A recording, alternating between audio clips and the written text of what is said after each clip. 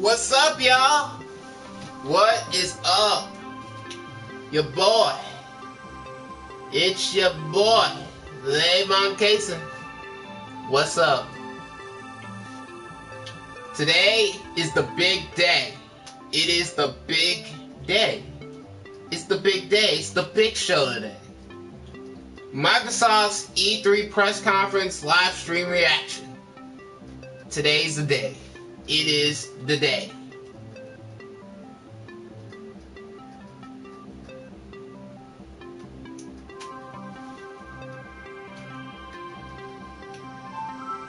But in the meantime, I got an idea.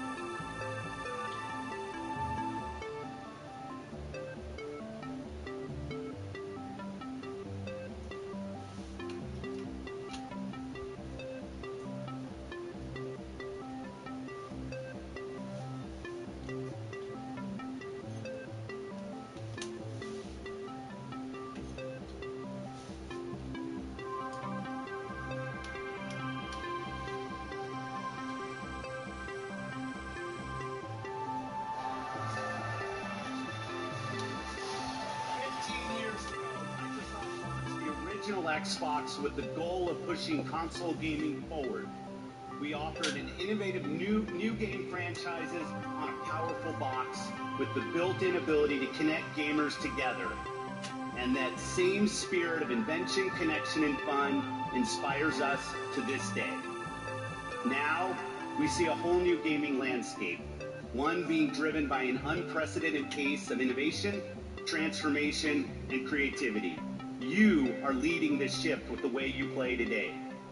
While the console ecosystem is stronger than ever, most of us play games on more than one device, and it's shifting the way we think about gaming. At Xbox, we want to deliver a world where you have more freedom and choice to play the games you want, with the people you want, on the devices you want. A world where you can play without boundaries. A world beyond generations. At Team Xbox, we believe you should have a diverse and expansive library of games. So today, we announce our biggest lineup of games for Xbox One and Windows 10, along with the Xbox Play Anywhere program that enables you to buy a game once and play it on Xbox One and Windows 10. We believe in uniting gaming communities where you can play, compete, and connect with friends wherever they are. So today we showed you how Xbox Live is available for developers to use across Xbox, Windows 10, VR, and mobile. We believe in gaming for everyone, where all gamers are welcome, respected, and supported.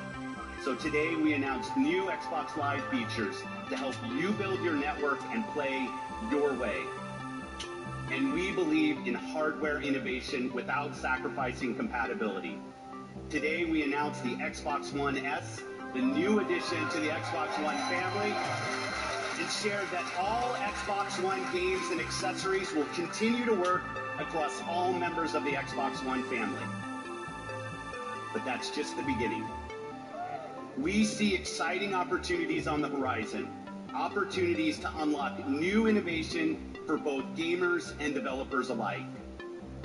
The next step change for gamers and developers must deliver true 4K gaming and high-fidelity VR. So we've been talking to our friends and asking them what they want to see from us. I'm really excited to share what we've been working on.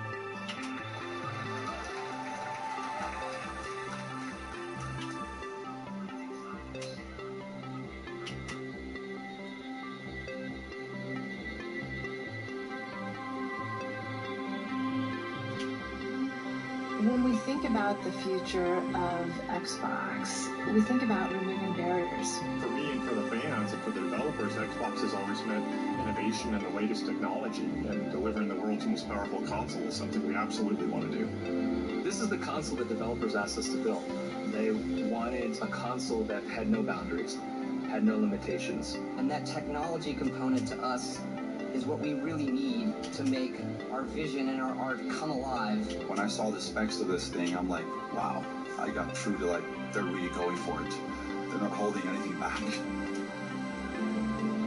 So we gave the SoC 6 teraflops of computing capability to be able to handle 4K resolutions. Gamers are going to get the most powerful graphics processor that's been put into a game console to date.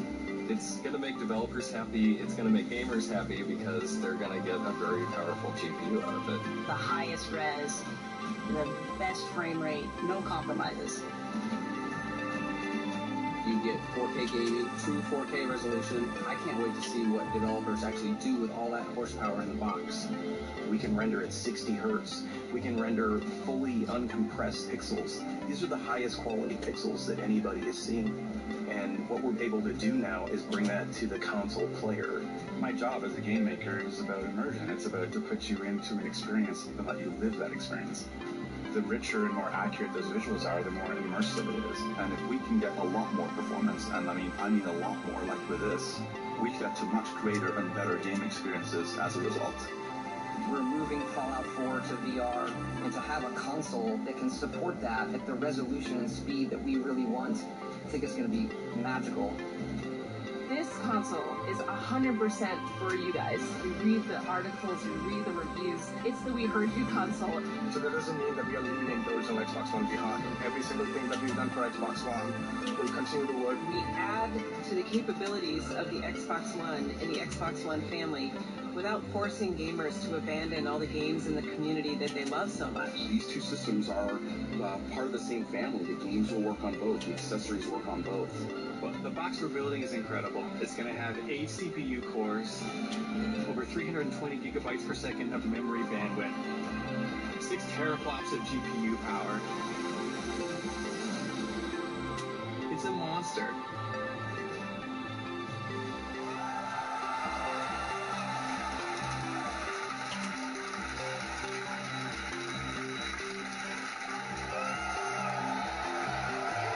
Project Scorpio will be the next addition to the Xbox One family, and it is ultimately the next step in delivering our vision for the future of gaming beyond generations. When it ships next year, we believe it will be the most powerful console ever built. With 6 teraflops of power, this is hardware built specifically to lead the console industry into true 4K gaming and high-fidelity VR. True 4K visuals without sacrificing quality, premier VR experiences without sacrificing performance, putting greater graphic fidelity in the hands of the world's best creators.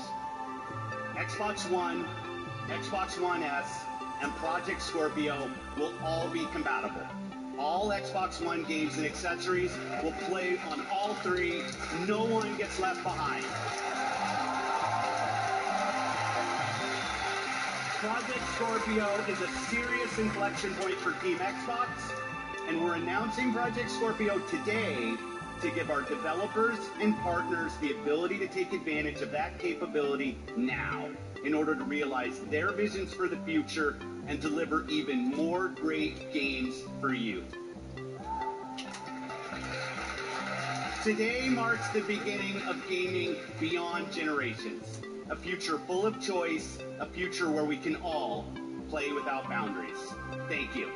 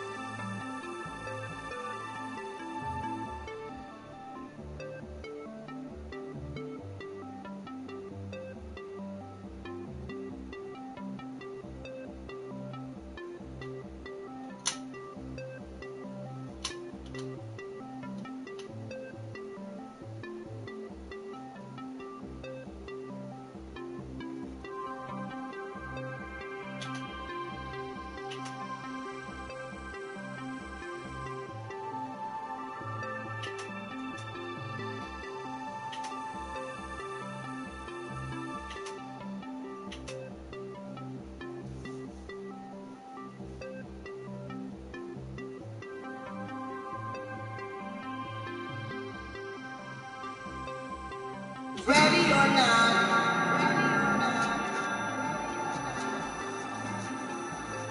here I come.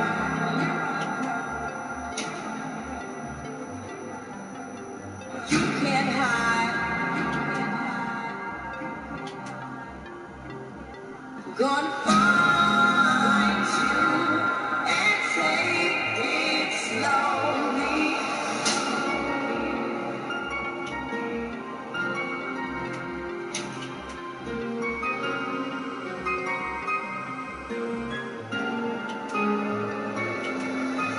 Ready or not, here I come.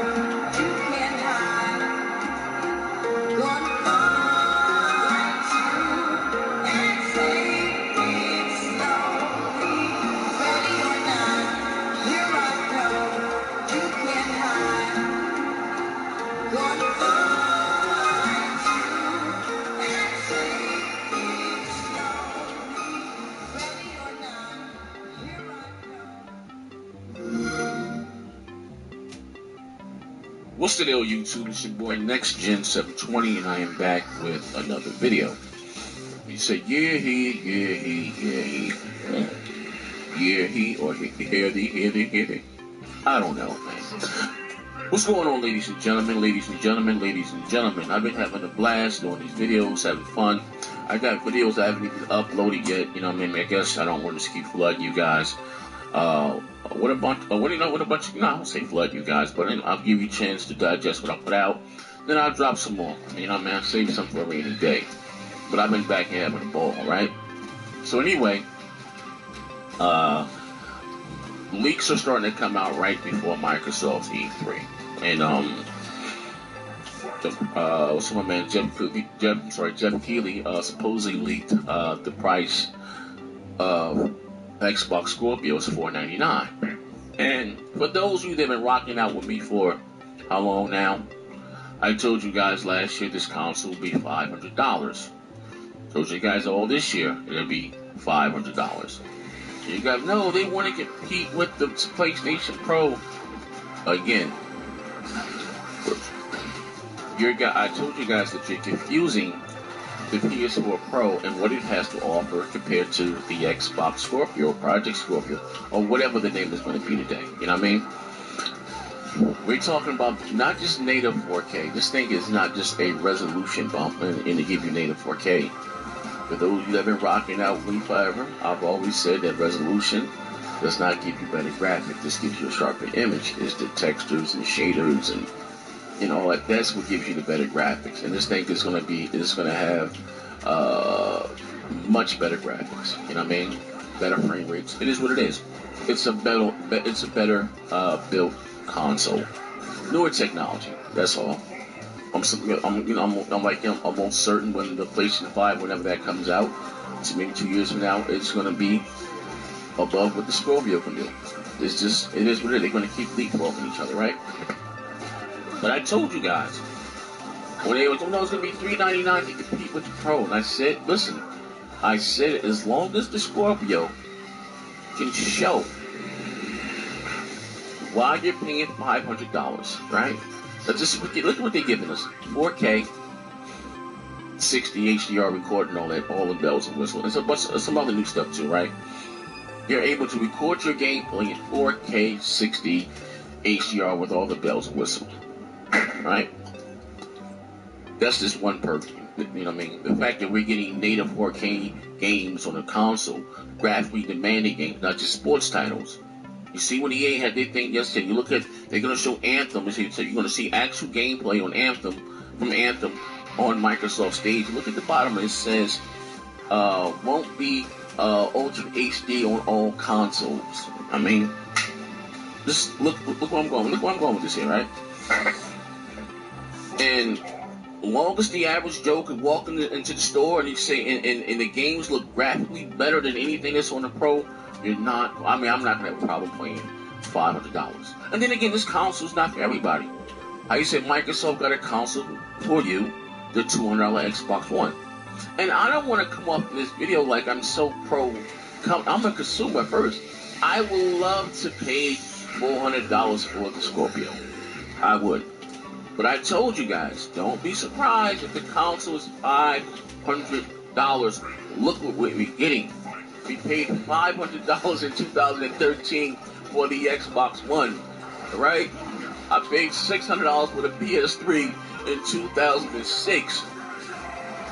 We're talking about you getting a console that's at least 5 times as powerful as the Xbox One for $500. What is the problem? If you don't have an Xbox One and you want to get into the fine, we got a $200 goddamn console for you, the Xbox One S. So win-win for everybody. Now the Scorpio will be much cheaper the following year, getting a price cut. You know what I mean? Probably come down to $450 or maybe even $400. I don't know. You know what I mean? Well, Sony's just going to undercut the price for the Pro. Why? Sony doesn't have an incentive to cut the price of anything. So you fanboys here get put up in this console war and sales. It's not about that. It's about money. Companies only cut the cost of their console when things are not really selling. The PS4 is selling well. I told you guys this last year, Sony wasn't going to, I'm sorry. Yeah, I told you this. They were going to undercut the price of the PS4. Because they don't have to. It's selling well. Now, when a console starts selling like the Wii U, when it's all this stuff, then yeah, maybe you get a price cut. You know, it is what it is. So, you know, I said, you know, if the Scorpio come out at $400, I'll cut my hair. Some of you guys remember that, right? I told you guys it was $400, right? Now listen, it could still be $400. You know, Microsoft may pull a flim flam me on me and say, you know what? Because my man Jeff, he went out there, you know, because like I said, they're privy to a lot of stuff before the public. You know, I mean, the IGNs and the Kotakus, and they just had to sign NDAs. You know what I mean?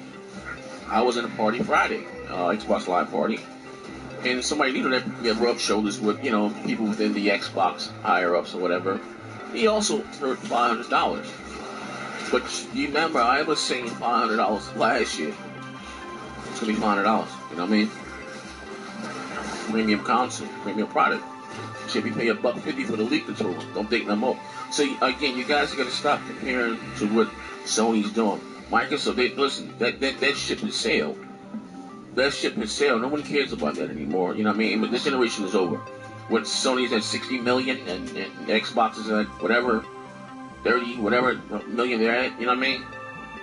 You know, I do expect the Scorpio to catch the Pro or the PS4, I'm sorry, in sales in the United States. You know what I mean? This is a strong market for them, and probably in the UK. You know, and again, us hardcore gamers, let me tell you that, I say this all the time, us hardcore diehard Xbox guys, we're going to go out there and get the Scorpio day one. You know what I mean? Well, again, we don't bring these companies any money. It's when the console gets a little cheaper, then the casuals will go out and buy the console in droves. When it goes down to $300, $200, all that stuff, that's when everybody go out and get their console. But we get it day one. You know what I mean? And we're going to be there day one. We're going to be out there having fun, popping, smacking, all that stuff. We're going to get that, you know? But I think, and I said this on several of the Pro Xbox podcasts, that even during the multiplayer, I said, you know, your Xbox is setting yourself up for failure. It's a business at the end of the day, you know what I mean? And I mean, even my man D, I love you to death, man. D, on that stuff, it's going to be $400 a truck, bro. You sound like you're saying what I'm selling with them CUDA cores right now. You know what I mean? Just look at what they're giving us, ladies and gentlemen. That's all that I'm saying. And trust me, I am for the low man on the totem pole. I'm not, again, I don't care about these companies' money and finances.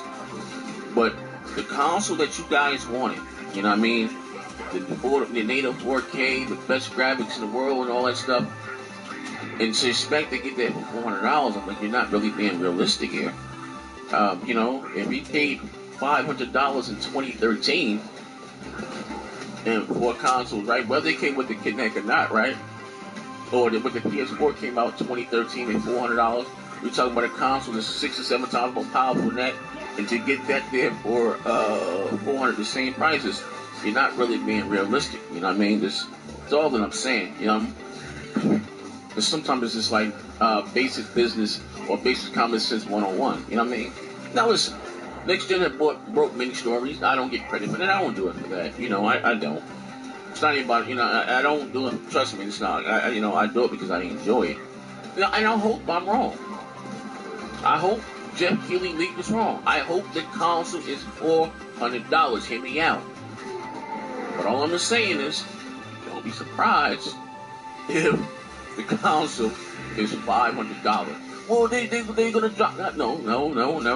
They're not dropping the mic. They're not gonna drop the ball. Because they got an entry-level console. The Xbox One has 4K Blu-ray player. You can upscale to 4K and HDR for $200.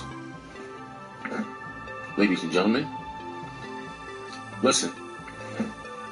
Look at that. You got one for $200, and you got a better Xbox that's going to destroy in visuals and graphics and all stuff what the Xbox One S can do. But come on. Like, I don't know, man. But this is your boy Next December 20. I'm about to get my clippers so I can shave my hair live on air during the BGST. Tune in with us 5 o'clock. Let's make it happen. The whole crew gonna be there. Show, Mooch, we're gonna have a blast. Let's make it happen.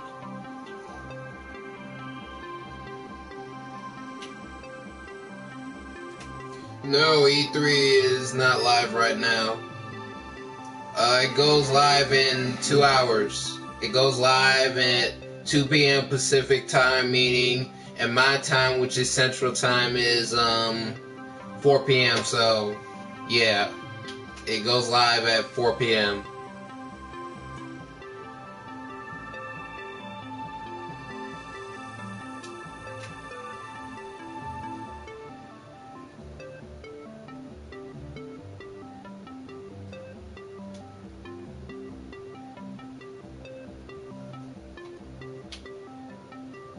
Yeah.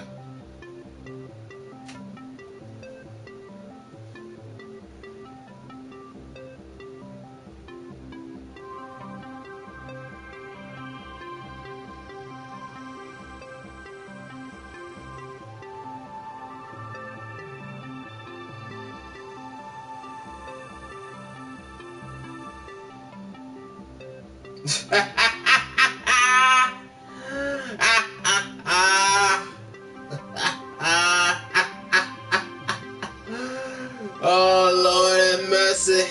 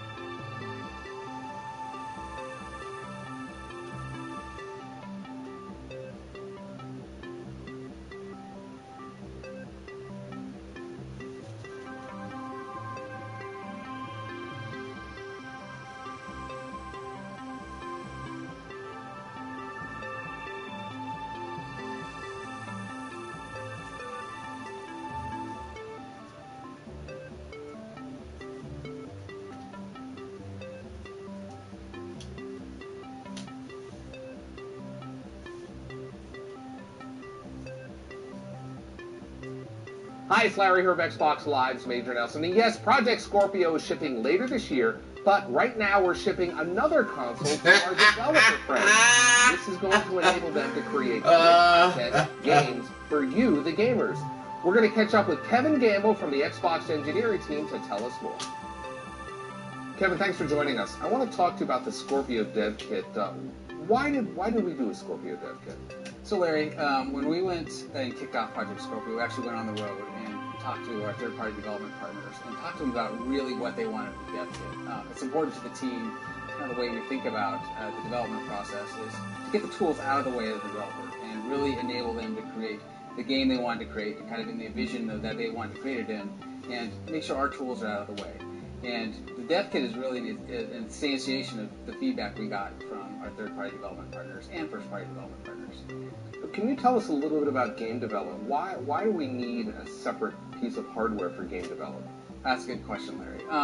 One of the pieces of feedback we heard back from our partners was that many of them like to come in kind of a higher spec than what the retail kits would be, and so it was important to provide kind of some additional headroom for the developers to come in, kind of so they could come in higher and then tune lower as they got closer to shipping their game. That kind of enables them some faster iteration times where they can just get the game up and running and then tune later as they get closer to ship. How is the dev kit different? I mean, physically it looks different. I see things on here that I haven't seen on Project Scorpio, so can you walk us through some of the differences? Absolutely. Certainly a lot more headroom. So to start with, it has 4 more CUs than the retail kit.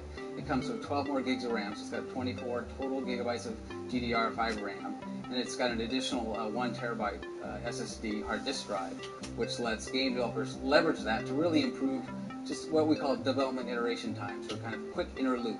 So they can quickly debug something, for example, deploy to the kit, get it up and running, test their kit, and then redo that over and over and over again as quick as possible. Kevin, the kit looks completely different from Project Scorpio. I see different buttons, I see a different display, some other things in the back here. What's going on here? So all this is feedback we heard back from both our first and third-party development partners. This is the kit that even the Xbox platform team developers want to use. It is so good from the inside and from the outside. For example, the front panel display and the 5 programmable buttons. We ship with a number of what I'll call canned or samples for those, but those are programmable by the developer to do anything they want. So you can imagine a scenario in the lab where they have a headless scenario where they don't want to have a monitor for every dev kit. They can use these buttons to basically change the gameplay. I've even seen some developers use like mini versions of their games so they can kind of see what the console's doing. I hope we actually have kind of an open source ecosystem with this eventually in the long run. But game developers can do anything they want with it. I've seen frame rate, as you mentioned. I've seen mini versions of the game. I've even seen people create games specifically for the front panel display, just for fun. Yeah, is it running Snake yet? That's all that really matters. Snake is running. I can show that to you. I also noticed around the back, it looks very similar to a Scorpio unit, but there's an additional network port. Why do developers need that? Yeah, it was important to us, Larry, that we have every port that is in the retail kit so they can actually test true retail scenarios, including HDMI in. But we did add a second NIC to allow developers to essentially monitor their network traffic on the main NIC and have all their debug traffic on the second NIC, so the two wouldn't necessarily collide. Kevin, one thing about the consoles is you can now stack them, and that may not sound like a big deal, but it actually is to developers. Yeah, that was really actually hard for the hardware engineering team because in previous dev kits, the airflow and the cooling was actually through the top, making it impossible for game developers to stack these unless they actually created, and I've seen this in a few studios, some level of kind of buffer between the dev riser. kits. Exactly. I've been to the game studios where I've seen Legos kind of in between the two dev kits. So that was a piece of feedback we heard, and we changed the way the airflow comes in. So it basically comes in the back and out the sides, and that allows the kits to be stacked 10 high. So for example, Turn 10 Studios has a great lab setup, and you just go in there and they have tons of Xbox dev kits stacked up to 10 high with only one monitor kind of controlling all of them. Kevin, I want to talk about Dolphin. For those of us that have been in the Xbox team for a long time, it's a major moment when Dolphin appears on the console. Can you give us some history of Dolphin and how it appears on this XDK? Absolutely, Larry. Dolphin has a lot of sentimental value for me. As we start a project, one of the first things we actually start to implement is Dolphin on console, and we've actually done this since the original Xbox. We've done it for the original Xbox, we did it for Xbox 360, we've done it for the original Xbox One, and now we've done it with Project Scorpio and its development kit. It's a way of bringing up the graphics subsystem and proving out some of the timings and performance we want in a kind of a neat, fun way, which you'll actually see in a minute because we actually have Dolphin hooked up with the front panel display on the dev kit. We actually can add Dolphins, delete Dolphins, just do wireframe Dolphins. You'll see it in a couple minutes. Kevin, I also noticed there's this additional piece of hardware hanging off the back here. What is that for? That's what we call the Xbox transfer device, and one of the pieces of feedback we heard from our partners was iteration times are super important, and part of that iteration time is kind of deploying your build from a PC to the console. And what the Xbox transfer device facilitates is it speeds up to 450 megabytes a second. So the deployment can actually happen in less than 4 minutes, where traditionally without that device it would take for a full build potentially up to 20 minutes. So it really helps them iterate quicker on their game pattern. Sounds like you checked a lot of boxes for developers, and that can mean really one thing, which is great games coming to Project Scorpio. You got it, Larry. You're absolutely right. Feedback so far, as we've sent dev kits out to our partners, has been fantastic, and I can't wait to see what they have at E3.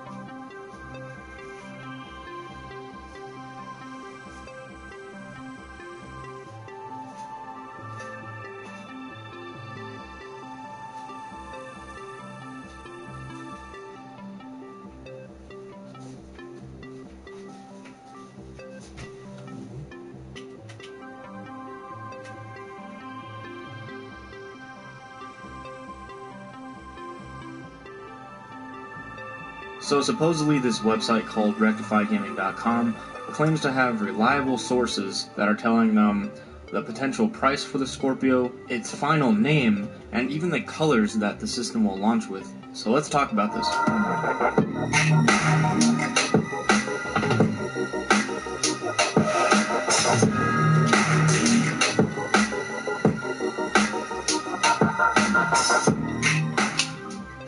So I originally found this information from Crap Gamer Reviews. He's a pretty cool YouTuber. I'll leave a link down in the description below to his YouTube channel. You should go check him out. Pretty cool guy. So credit goes to him for finding all this information. And I'll also leave a link down in the description where all this information originally came from. And before I begin talking about all this, just to let you know, none of this is obviously confirmed. None of this is directly from Microsoft themselves. So all of this should be heavily taken with a grain of salt.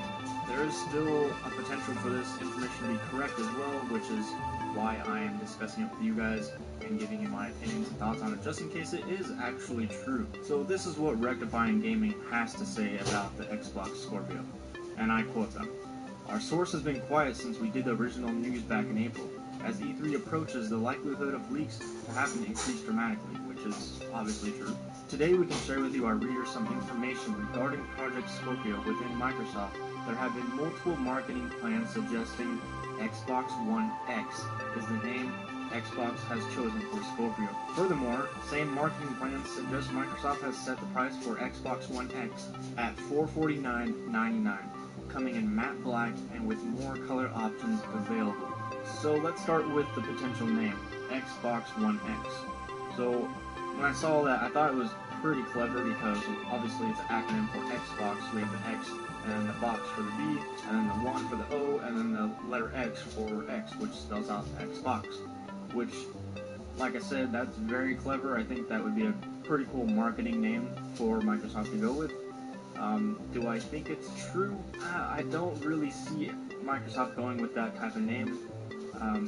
It is clever though, but I just don't see that being the final name for it. And then Rectify Gaming goes on to state that there are actually 3 names up for debate with Microsoft on the name for the Scorpio. One being Xbox One X, one being Xbox One Pro, and the third they didn't quite get yet from the source, but there are 3 names up for debate. Xbox One Pro, not gonna happen. Sorry, there's no way Microsoft would pick Xbox One Pro and contradict themselves with their competition, the PlayStation 4 Pro. It would never happen. There's no way Microsoft would be that stupid to cause that big of a contradiction. Xbox One X sounds much more realistic than Xbox One Pro. To be honest, I'm expecting a simple name. Something like Xbox Infinity maybe, something like that. But the gaming industry is so unpredictable when it comes to names of hardware. I have no clue what's going to be called, but if it is in fact Xbox One X, like I said, that's a very clever name. I like it. I think it's a cool marketing strategy for Xbox to go with, since it does spell out Xbox. I think it'd be cool to see what they did with that when it came to the logo and the marketing for it. So let's move on to the potential price for the Xbox Scorpio. Rectify Gaming is saying, like I said before, $449.99 US dollars. If Microsoft is able to sell this thing at launch for $449.99, this thing is going to sell off the shelves like as fast as the Switch is. If they are able to hit that, that is, in my opinion, that is a sweet spot for this console. I was expecting 500. I still am expecting 500 because of the hardware inside this machine. It's incredible for a console to finally have these kind of specs. And yes, they aren't, top of the line specs right now, but for a console, these specs are incredible. So I still expect 500, but if they are able somehow to get $449 at the launch price point, man, guys, this console will sell. It will sell. That is a very attractive price. If they announce $449 at E3, the crowd's going to go insane because everyone, from what I'm reading online, is expecting $500 to $600 right now. And that's realistic, to be honest. With these specs, that's realistic. But $449, anything under $500, man, that is going to be a huge plus for Microsoft. when it comes to launching the Scorpio. So I really do hope they can hit the 449 mark. That would be the sweet spot in my opinion. I don't think it's going to go any lower than that. I think that'll be the lowest it could possibly go. It does seem a little odd though for it to be a halfway point between $100. I don't think we've ever seen that on a launch before, maybe on Nintendo consoles, but usually Microsoft and Sony go for the double zeros, 500, 400, 300. I don't think we've ever seen a $50 mark on a launch console before. I might be wrong, but it does seem a little odd, but if that is the launch price, the Scorpio will be successful. If that's the price, in my opinion, I think it'll be way successful if that is the price. And now let's move on to the last thing, the color matte black that Rectify Gaming is claiming their sources telling them will be one of the launch colors for the Scorpio. Let's be honest guys, that's not a very huge claim. It seems pretty realistic to Xbox.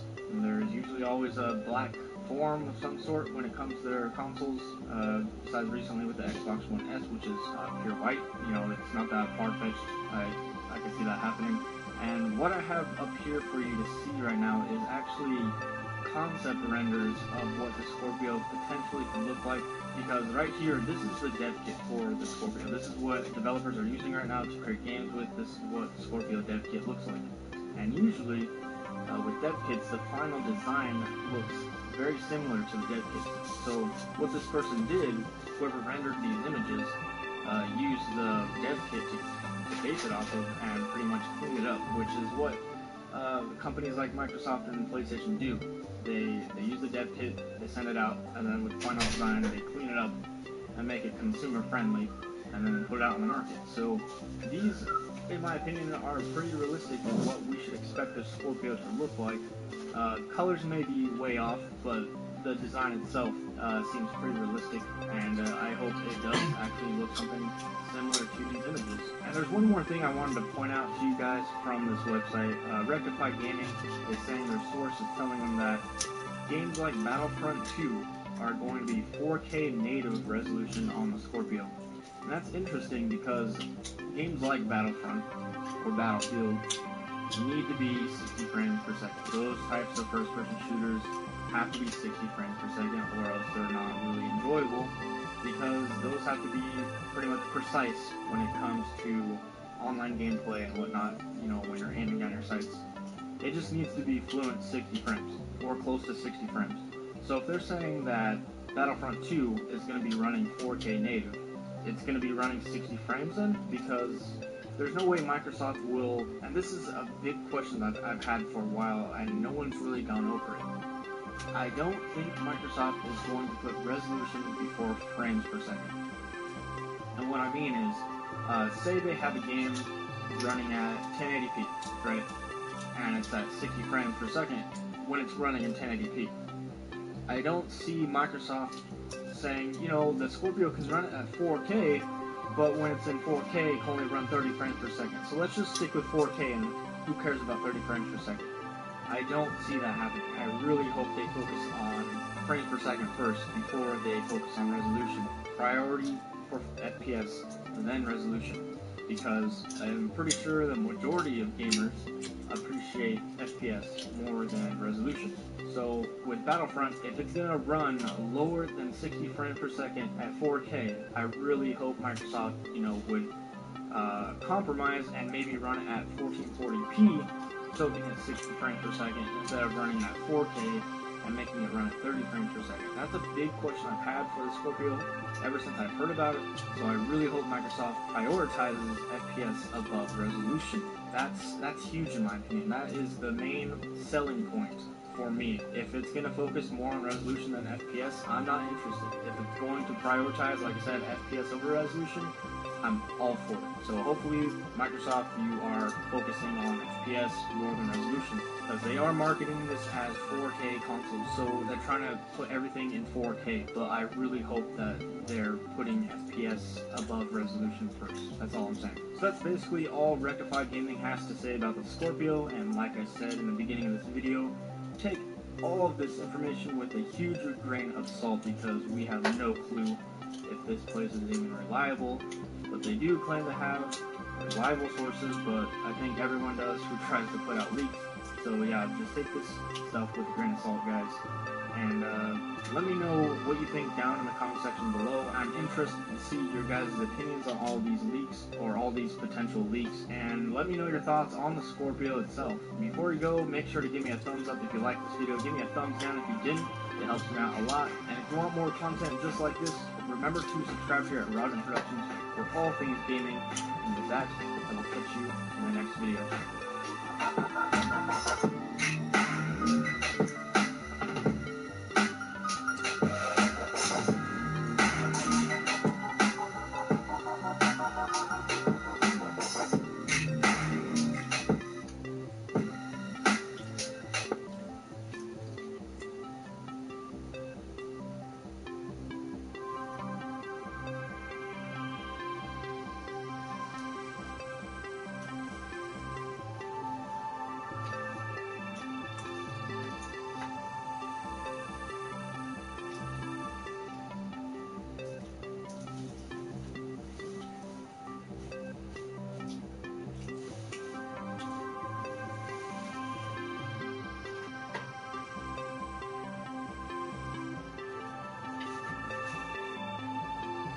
So in this video I wanted to talk about why I personally want the Xbox Scorpio, and this is coming from a PC gamer, YouTuber, streamer.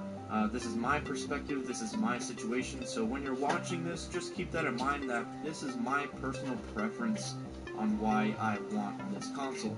Your situation may be way different than mine, but coming from, like I said, a YouTuber, streamer, and PC gamer, this is why the Scorpio is perfect for me.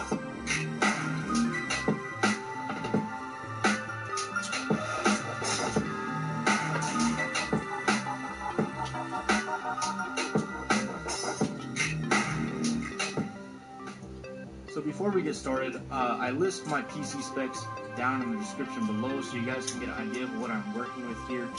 And I'm going to use one game for an example throughout this whole video.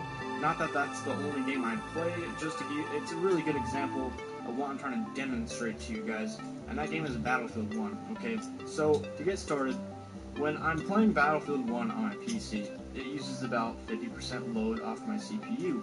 I play the game in 1080p, 60 frames per second with max settings. That's just what my PC can handle. And say I want to stream or record while I'm playing Battlefield, that's an extra 10% to 20% CPU usage, depending on what software I'm using. I do use the onboard encoder for my GPU, so there's no graphics performance loss, but it does still take some CPU usage, which adds up to about 60 to 70% while I'm playing Battlefield just to stream it or record it. I'm not one to always want to put a heavy load on my PC, you know, it's not good for it.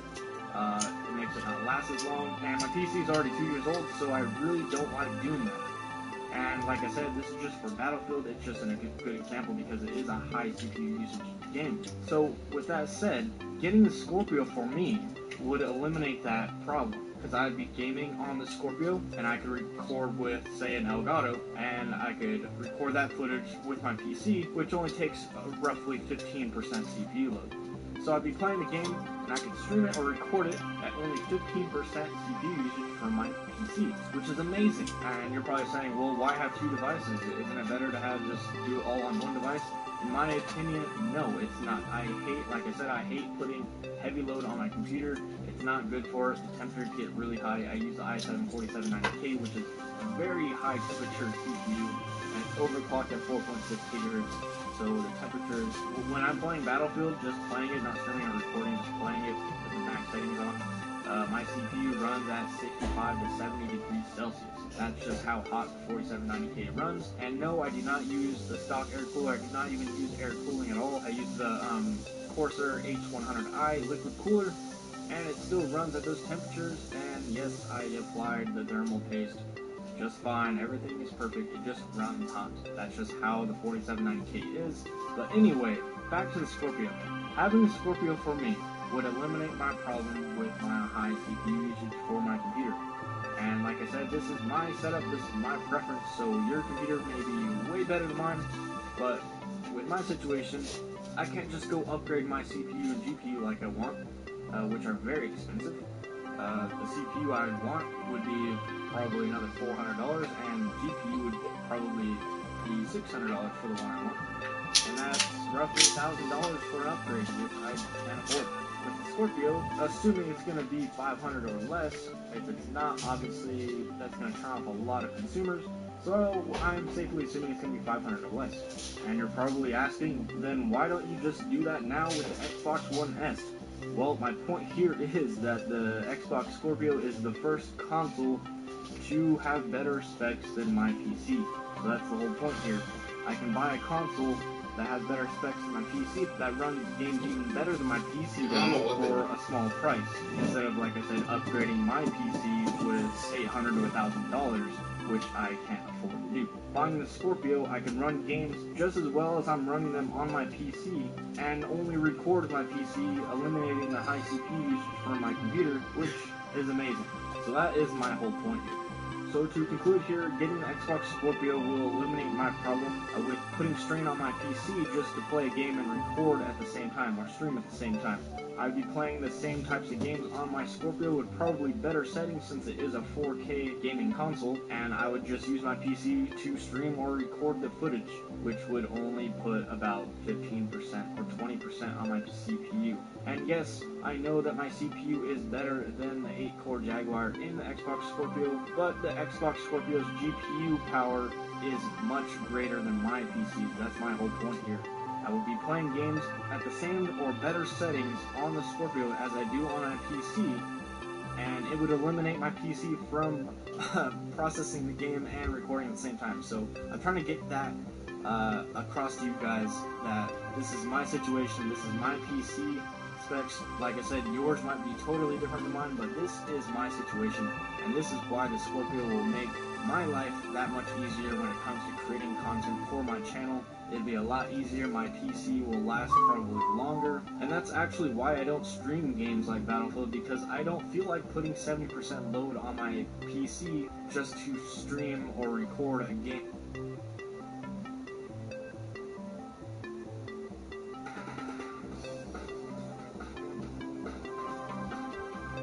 One of the best experiences.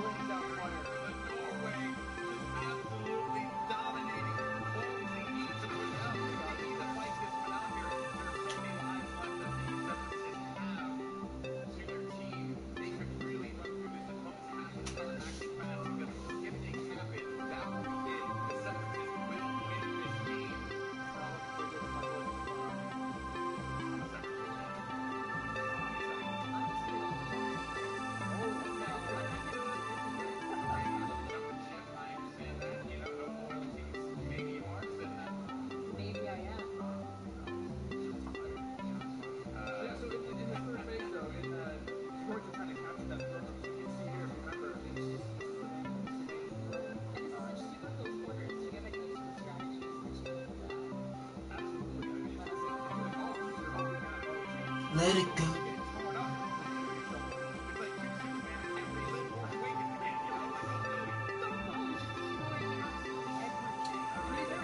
Like kicking him down?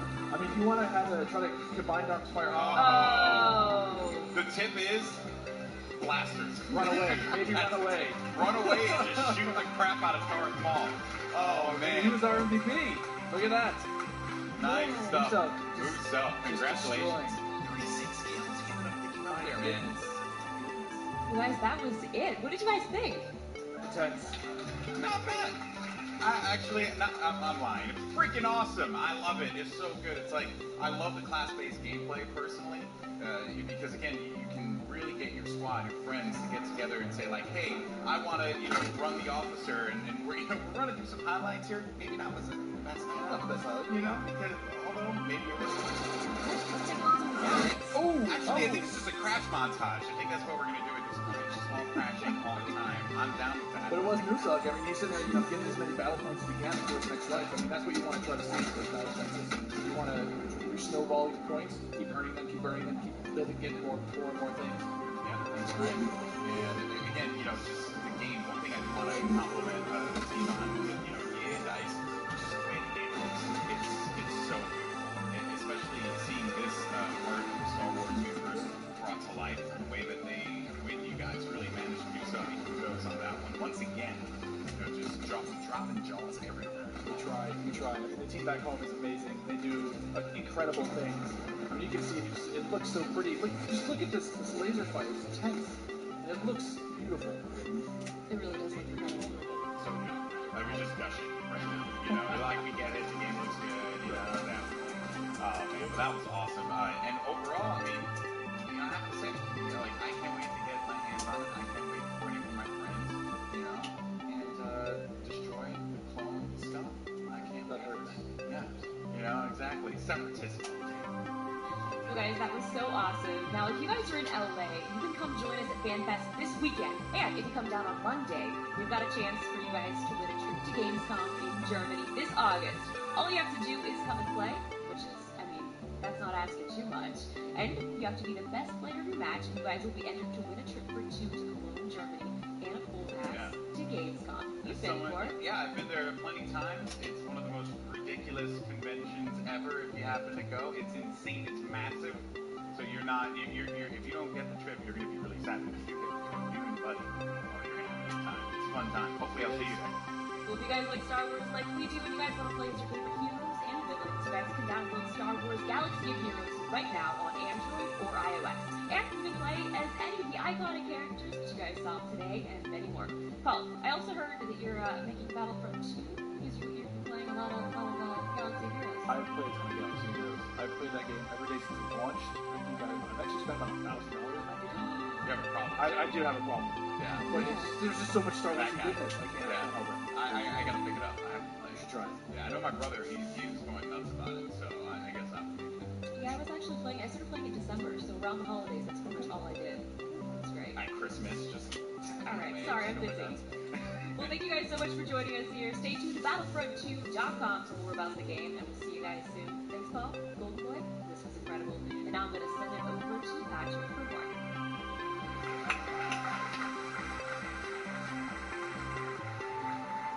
Thank you, everyone, and thank you to the real rock stars of this show, the development teams inside EA. You are truly amazing. Now, we can't wait for more of you to play, and there's more coming. Stay tuned online for a closer look at some of our biggest games, and remember, EA Play is for all of you, our players. Thank you all for joining us. Now, let's play. E3 2017 is the biggest video game event of the year. Hello, everyone! The show is sold out, but don't worry, because we've got your ticket inside. I've never seen anything like this at E3. IGN has it all with exclusive first access. Get a front row seat for every press conference. We're so excited. Jump the lines and go inside the best booths. This might be the biggest booth I've ever seen at E3. Totally fangirling right now. Get breaking news straight from the show floor. Excited about our new IP. Hear from the innovators behind the game. With Xbox's own Aaron Greenberg. Crackdown 3 is coming. It's going to be great. It's got a gleam in his eye. We break down everything about the Xbox One's powerful next upgrade. Wow. Be first to see all the hottest titles. IGN Live takes you inside Super Mario Odyssey and the future of Nintendo Switch, and unleashes all the games you want to see. Battle Station. Insomniac's long-awaited Spider-Man. Now that's fun. EA's Star Wars Battlefront 2, and Sony's whole new take on God of War. IGN has over 40 hours of live coverage. Am I right or am I right? And second of the action. Strap in. IGN Live at E3 starts right now.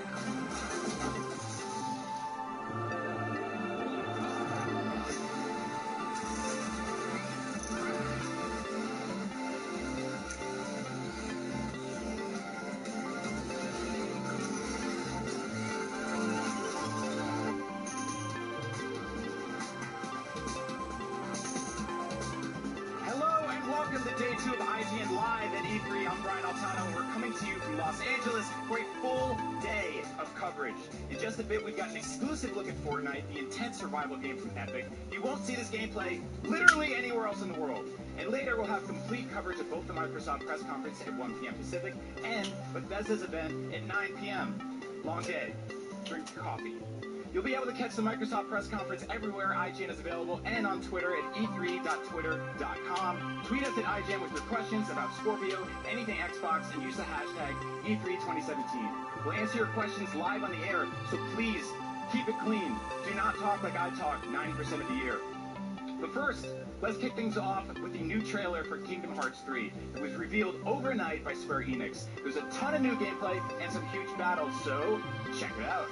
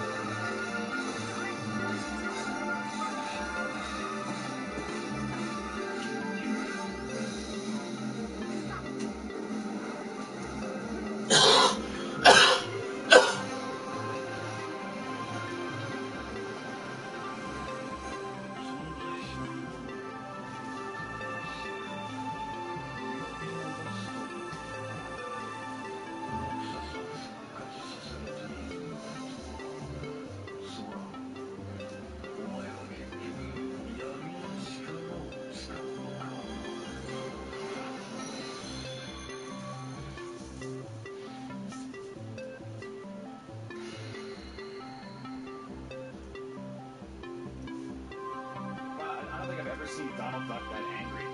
Last night, EA kicked off E3 with the first press conference of the show, and Jonathan Dornbush is in the IGN newsroom with more. Jonathan, what's up? Hey there, Brian. How are you doing? I'm doing great. How's Kingdom Hearts happening for you right now? I haven't stopped thinking about it since I saw it last night, and I actually got to see it performed with a live orchestra scoring the entire trailer, which was just incredible. I got chills the entire night. And you understood every word they said in that trailer, right? Of course I did. Yes, I understood every single word. This trailer has huge gameplay and story implications, even though we're going to have a trailer in another month. We learned so much from this trailer. It's awesome. What's the biggest takeaway? I think the biggest takeaway for me is that we learned what the villains are going to be up to in Kingdom Hearts 3. You see Maleficent and her good buddy Pete there. We're learning that they're on a search for an object that we learned about in Kingdom Hearts HD 2.8 Final Chapter Prologue, your favorite title in video games. And it rolls right off the tongue. Exactly. And then we also learned a little bit about sort of the villains who were created for the series, what they're up to too in that final shot that you saw, which is incredible. I've been dying to learn more, and we finally did. It seems like you can just, in a combat sequence just not touch the ground for half an hour? That sounds like a lot of fun. Honestly, aerial combat in the Kingdom Hearts games is my favorite part of the combat, and it seems like they're really just pushing it all out this time. They're kind of taking the best parts of every Kingdom Hearts game, it looks like, and mashing them all together, which works for me. Jonathan, thank you so much. I want you to continue to be excited about these Disney characters beating up those bad men for the rest of your life. It's important to me. Yesterday at the EA press conference, we heard plenty of announcements, like a brand new IP from BioWare. There's a lot to cover, so here's a look at the EA press conference in 3 minutes.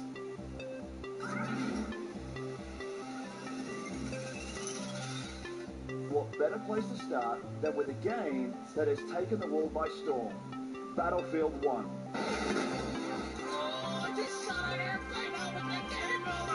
We're bringing epic battles to the Eastern Front of World War I. Long shot from the depths of the unknown to being drafted by a death MLT. That's Madden like you've never seen it. What does your heart tell you?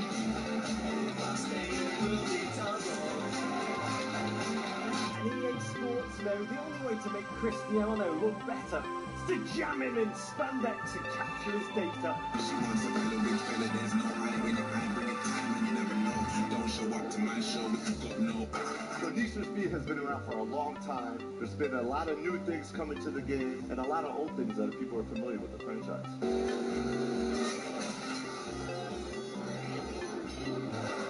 You got this? Yeah.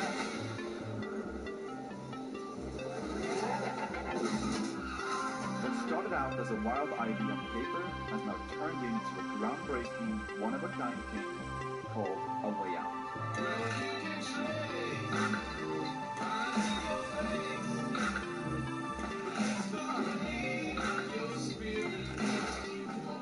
The game is designed for split-screen co-op only, and I mean only. You're gonna be able to play everything. I mean, not everything, but a lot of stuff. Here's the first glimpse of our brand new IP from BioWare.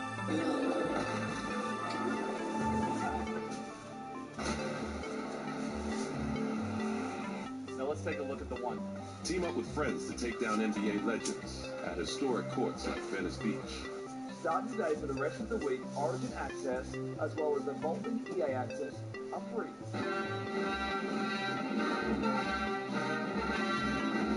Star Wars Battlefront 2 will tell a new Star Wars story that helps bridge the gap between Return of the Jedi and The Force Awakens. After the release of Star Wars Battlefront 1, the community thought there should have been more. And the good news is this, the developers have been disappointed.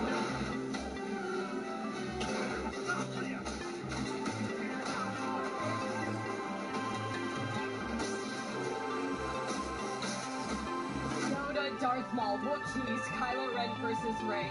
Finn will definitely be a part of Star Wars Battlefront 2 as part of the first season of free content. All post-launch heroes, maps, weapons, and vehicles will be free for everyone who owns Star Wars Battlefront 2. We're coming up on the Star Destroyer, but we need to clear that escort. Let's give him everything we got.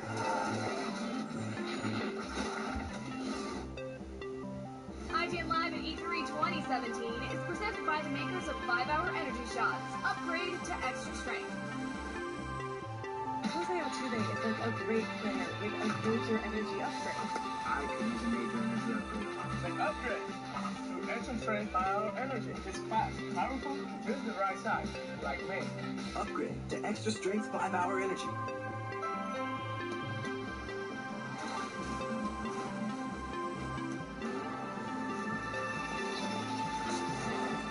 There's a challenging spirit within Honda. It gives us the courage to go faster, and the thinking to make it real.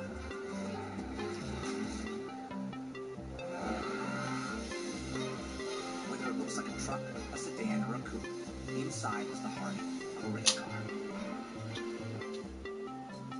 Someone set me up. Someone from the inside.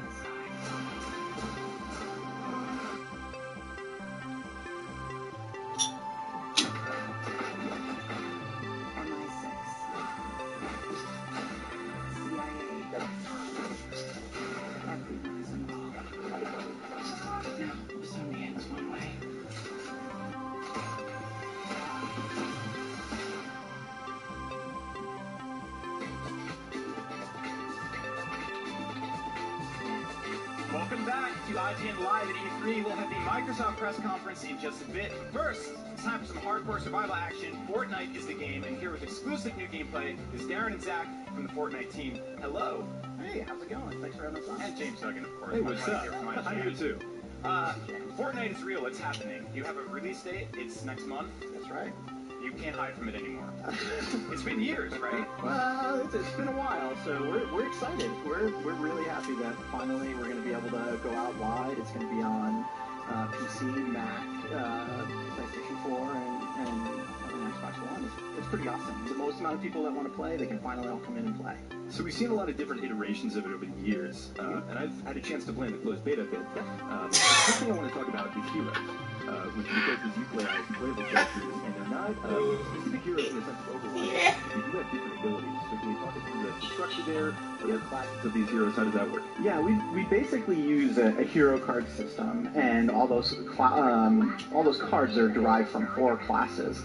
We have the soldier class, which is your run and gun. Like, I've got grenades. I can whip out a giant chain gun in a pinch.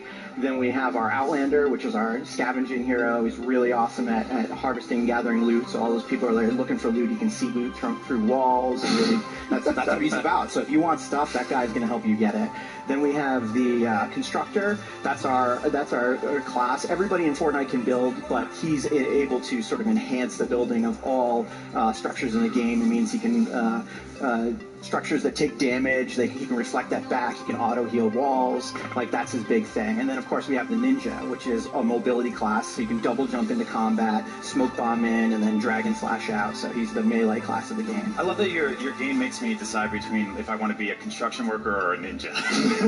That takes all kinds, that's what Fortnite's about, actually. I feel like every kid should have that option. One of the things I'm really looking forward to in this game is just the sheer amount of construction and creation that it comes in terms of the weaponry. Like, it seems infinite.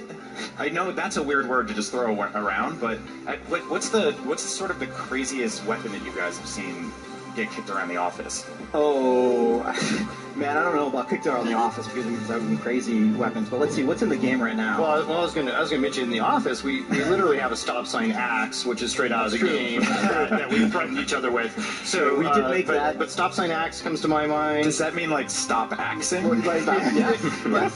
Yeah, like literally like everything from scavenged materials in the world and sort of weapons of that nature to, I don't know, the deer horn sword. Yeah, like, that's pretty cool. I like we've got ricocheting laser rifles. That is pretty awesome. So you can bounce them down hallways. That sounds awesome. Yeah, there's some cool stuff in there. Like we obviously the upside of having worked on the game for this long. There's a ton of stuff in there, and the players are going to be discovering it for hours. And so the basic loop of that is like you'll find loot out in the wild, and then do you have to bring it back to a like central location? Can you just do it on the fly and just start building weapons? So you can build weapons anywhere you find them. You'll get schematics, which is sort of your know-how of like the type of things that you can build, and then you'll find items in the world that let you craft it together. At its heart, Fortnite is a creation game, so crafting is just part of that.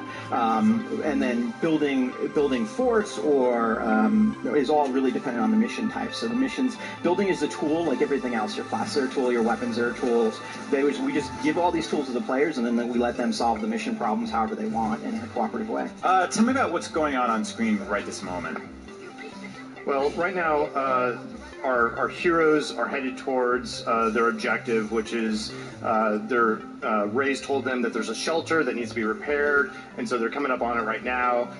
So our constructor is taking a look, and she's going to go in and she's going to start the repair cycle, which is then going to essentially start the encounter. And so they're going to get a timer now to be able to defend the shelter.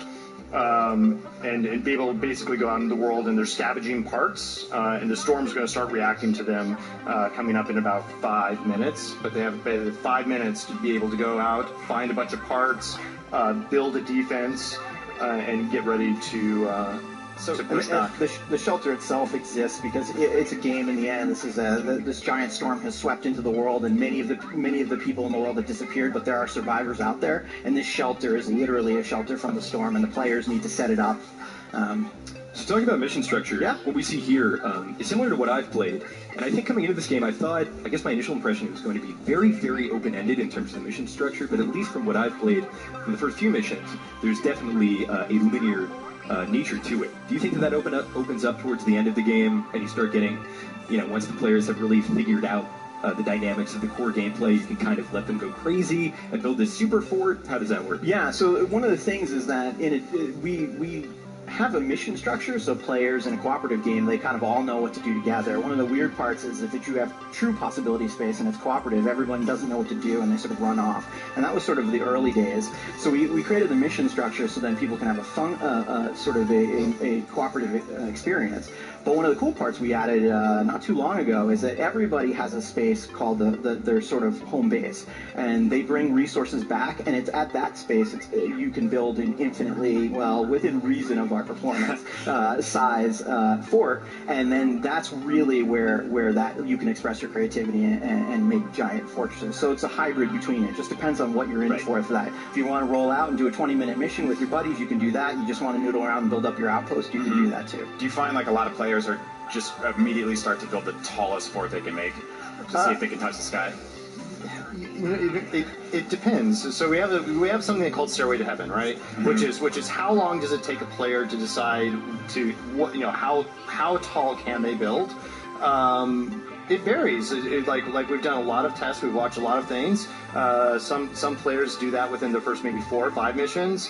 Some players never do it, and it's really interesting to watch. It's building with a purpose. As soon as you give a player a reason to build, they build very thoughtfully towards that. And as you can see here, right now we're working on putting a defense around the C-bot. So the C-bot's going to help these guys find sort of the hidden construction bots that are then going to go back and help repair our fort. And then the constructor here is setting up the defense. And are you able to sort of unlock different textures and stuff here? Because here we've got this sort of like Spanish tile going down on the floor, and then there were cinder blocks back there, and then we've got this weird, Art Nouveau museum on the side of here. It's great. Yeah, there's 3 materials in the game to build with, and each one of those materials then has 3 upgrade levels. So what we're putting up here is metal. There's also stone and wood. And then as they upgrade, they get different material classes. So you can see some of the wood arches here that they put up to help protect against lobbers that are going to be able to dropping stuff from the sky.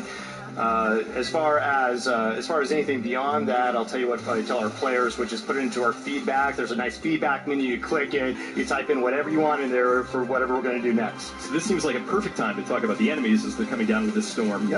We see some larger guys here, there's some smaller guys, and you guys kind of have fun with it. There's a tongue-in-cheek nature to the enemy types, like there's a guy who throws a baseball at you. Who's presumably a pitcher for a professional baseball team and is now a zombie who's wearing his face as a hoodie. But talk me through the enemy types. Do we start seeing much larger enemies later in the game? We do. So in this case, we haven't spawned any of our truly big monsters. These are from sort of the Husk variants, and Husks represent sort of the basic creature type. They come in hordes. You have to deal with them in mass. Then we have the Huskies, which are bigger. They're more bullet sponges. They're there to be at the forefront.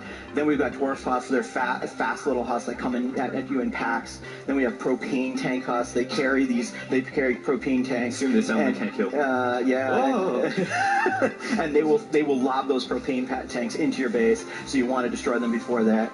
Then of course we have our artillery units, the lobbers. They fling skulls into the fortresses, and then we graduate up into big creatures like the Smasher, who does what he says. He's a big siege tank. He will take down your fort if you let him run too wild. Then we have flangers that are literally throw enemies up onto the top of your roof, and then they try to burrow down into the top. So there's the game sort of starts out at a slow tempo, but then it ramps up quickly, and you get more and more of these creature types as you go. That sounds awesome. We're going to take a quick break, but we'll have more of our exclusive look at Fortnite right after this.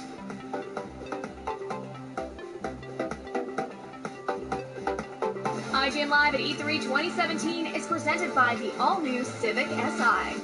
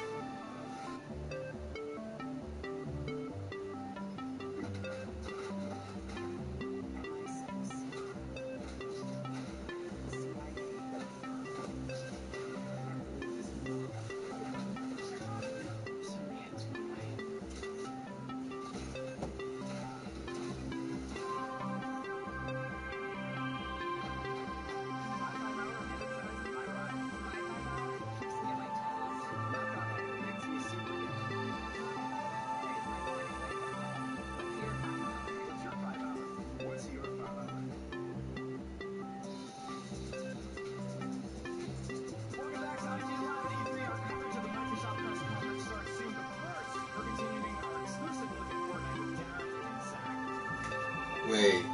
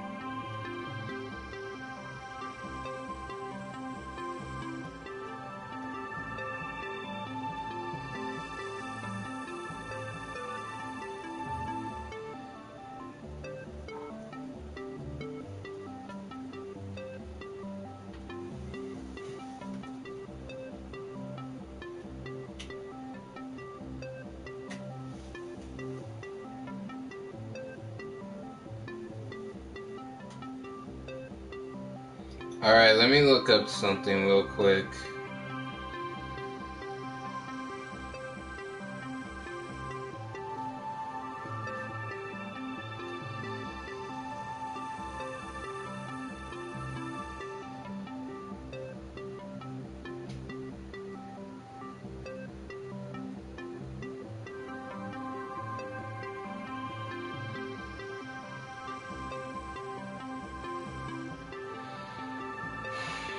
Trying to watch it from their own stream.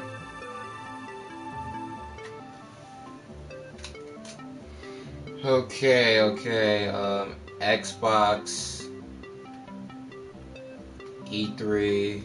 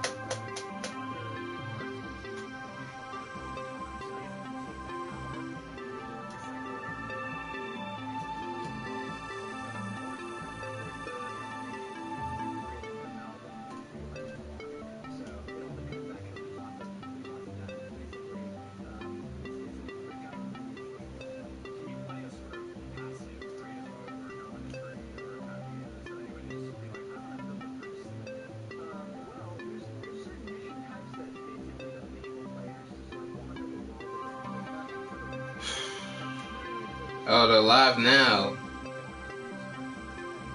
Oh, they are live now. Okay, let's go to here.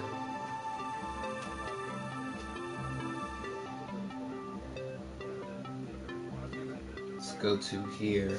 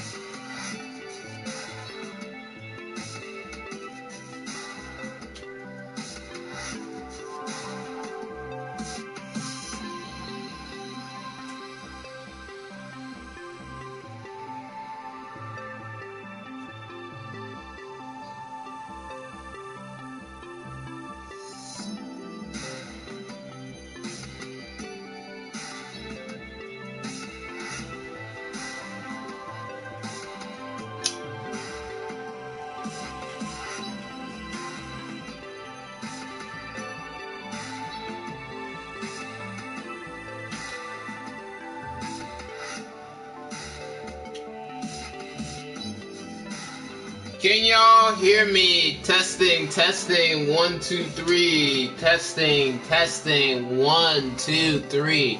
Can you guys hear me? Your boy, lavoncason. Can you guys hear me? Testing, testing, 1, 2, 3. 1, 2, 3, 4, 5, 6, 7, 8, 9, 10, 11, 12. 13, 14, 15, 16, 17, 18, 19, 20. Bada bing, bada boom. Wow. Just wow.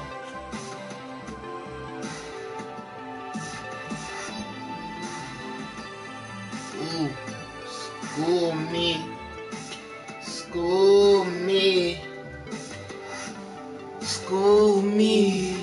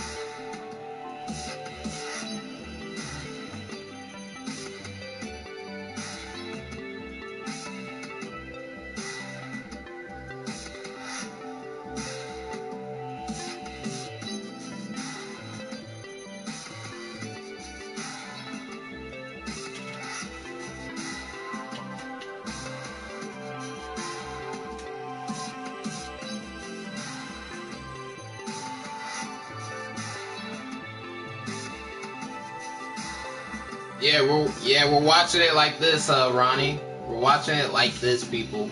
We are watching this live, and this is gonna be my reactions, y'all. Nothing more, nothing less. This is gonna be my reactions.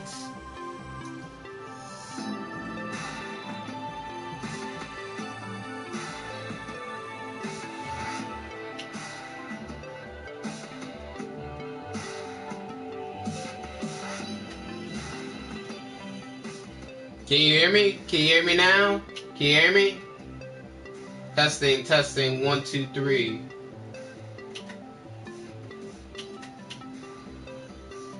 Can you hear me? Can you hear me now? Can you hear me? Testing, testing, 1, 2, 3.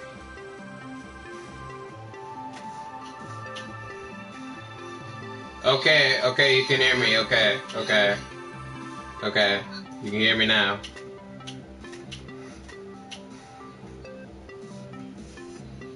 Okay. The big show! This is the big show! This is the big show! This is the big show! The big show today! The big show today! This is the big show today! The big show today, the big show, the big show. The big show. The big show, y'all. With your boy LiveStream. But yeah, this is gonna be a big moment for Microsoft. This is a very big moment.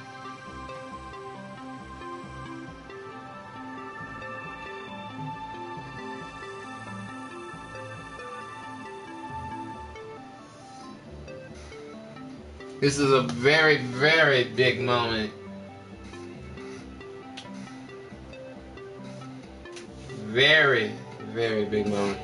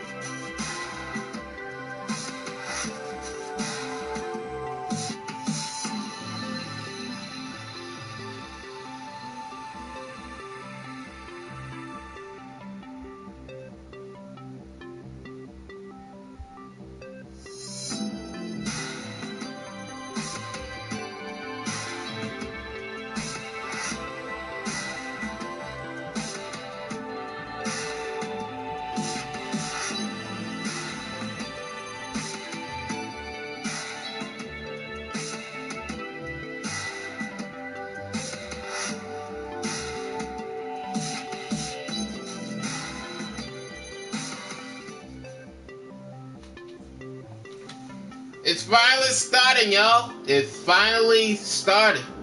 Lord have mercy. Ooh, ooh, ooh. Boo, boo, boo, boo, boo. Okay.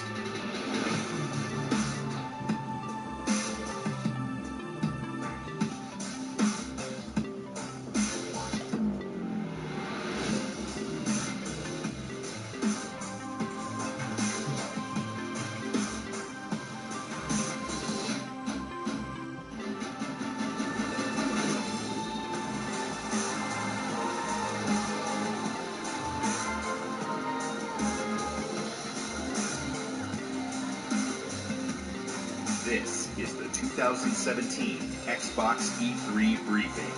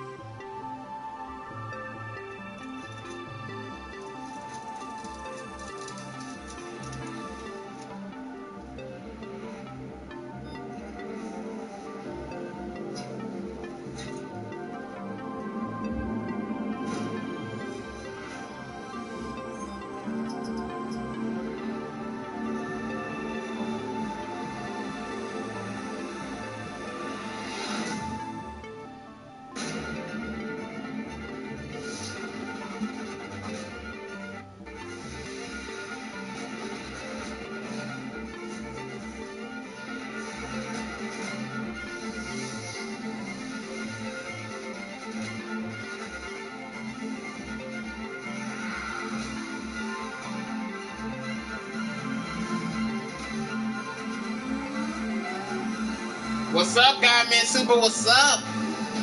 What's up? Today's the big day. Today's the big day.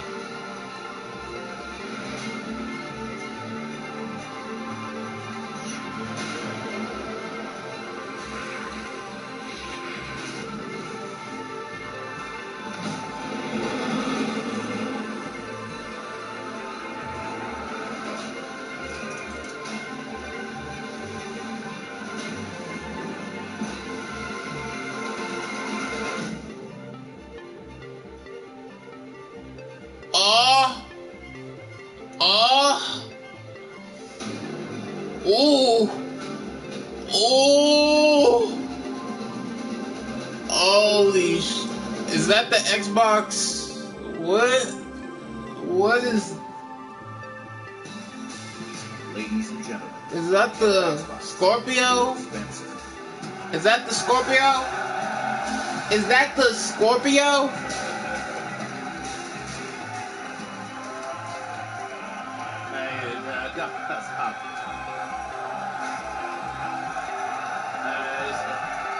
Okay. Good afternoon. To those of you with us here in person, watching on this incredible 4K screen, to the millions watching us around the world or TV or online, and to those of you watching and interacting on Mixer, on behalf of everyone on Team Xbox, welcome to E3 2017.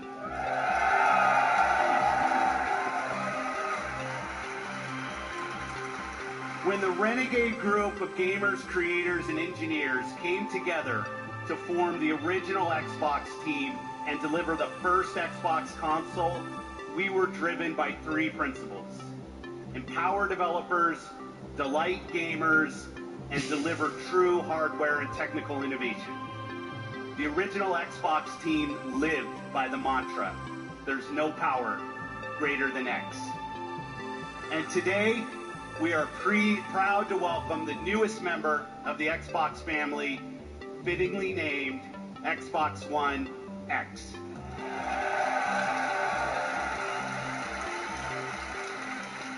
Xbox One X, the most powerful console ever made, sets a new quality standard for gamers and game creators. Starting on November 7th, Xbox One X joins the Xbox One and the Xbox One S when it launches worldwide.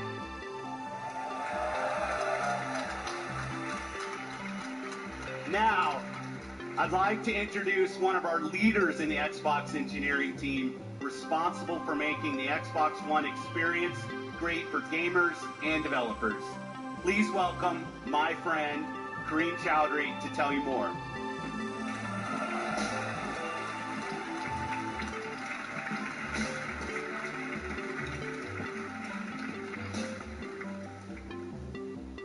Thanks, Phil.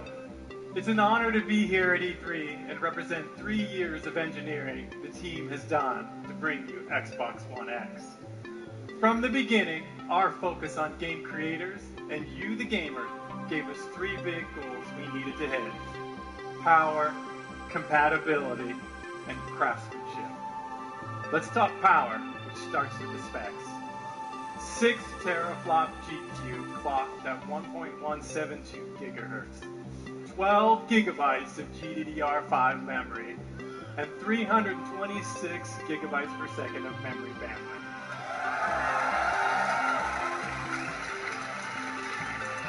These are impressive numbers that are more powerful than any other console on every dimension, because that's what it takes to give game creators the power they need so you can experience true 4K resolution, 4K textures, and 4K assets in your living room.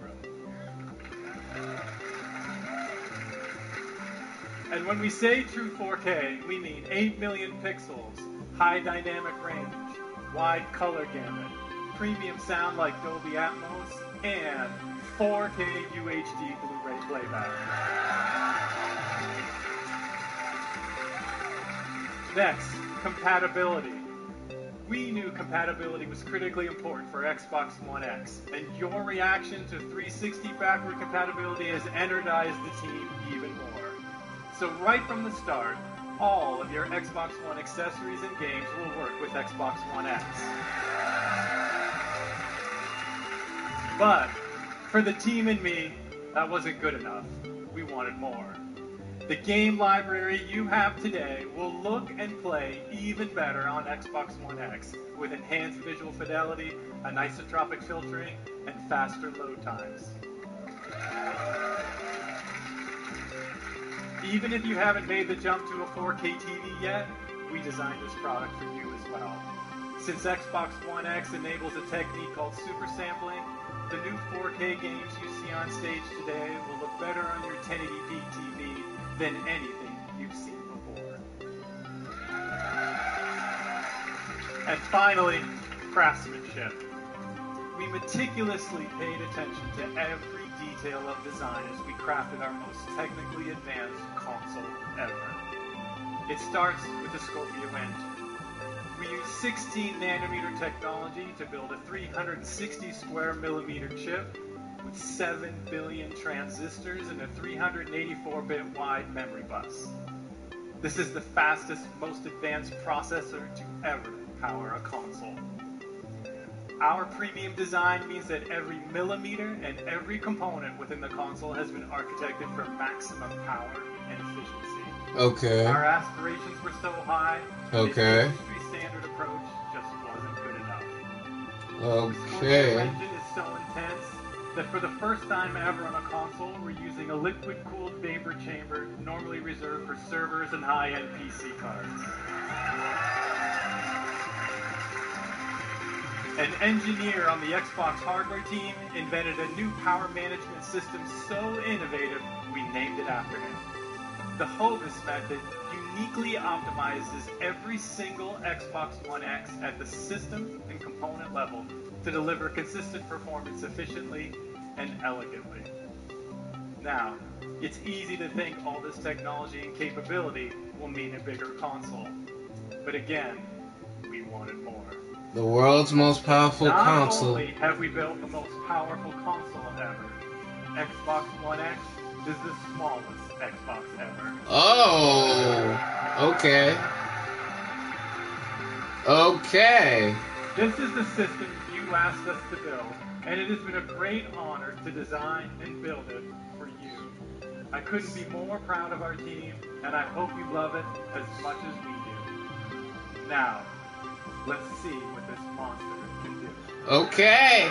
Okay. Okay. Come on, Microsoft. Give it to me.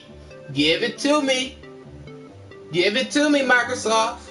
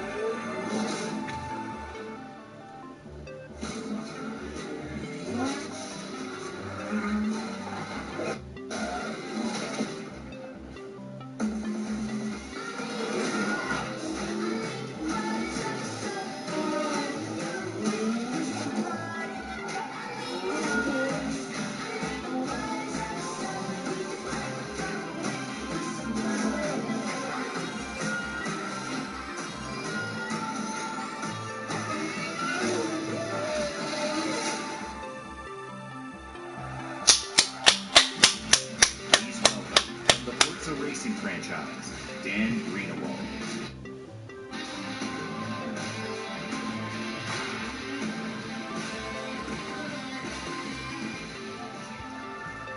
In the automotive world, supercars are debuted at international auto shows. Frankfurt, Paris, Detroit. But through your passion for racing on Xbox and PC, Forza has become the premier partner to the automotive industry. So today, for the first time in history, a flagship supercar is making its world debut here at E3 in front of you.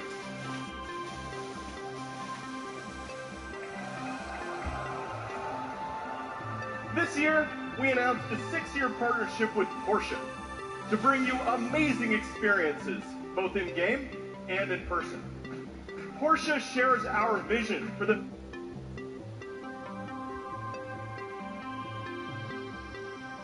future of racing and esports. And this car has never been seen outside of the guarded walls of Porsche. That honor belongs to you, exclusively. Ladies and gentlemen, may I present the 2018 Porsche 911 GT2 RS.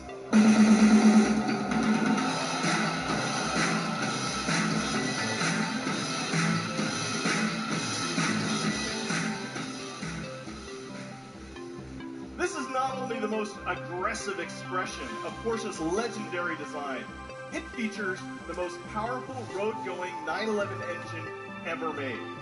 Like the Xbox One X, it's a monster.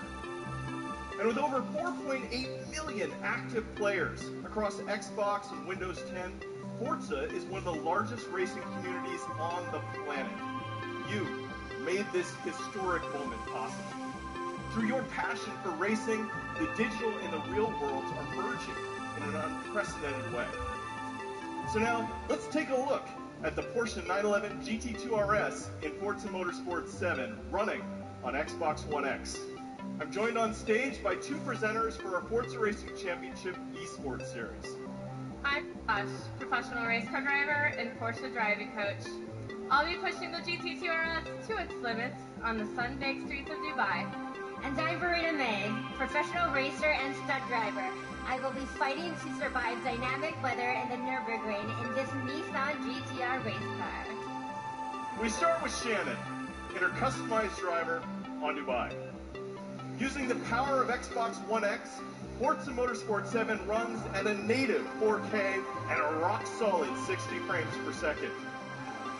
And we have the additional power to deliver shocking levels of detail. Using super high resolution assets, we've recreated the intense feel of one of the greatest driving roads in the world, the Hafid Mountain Pass.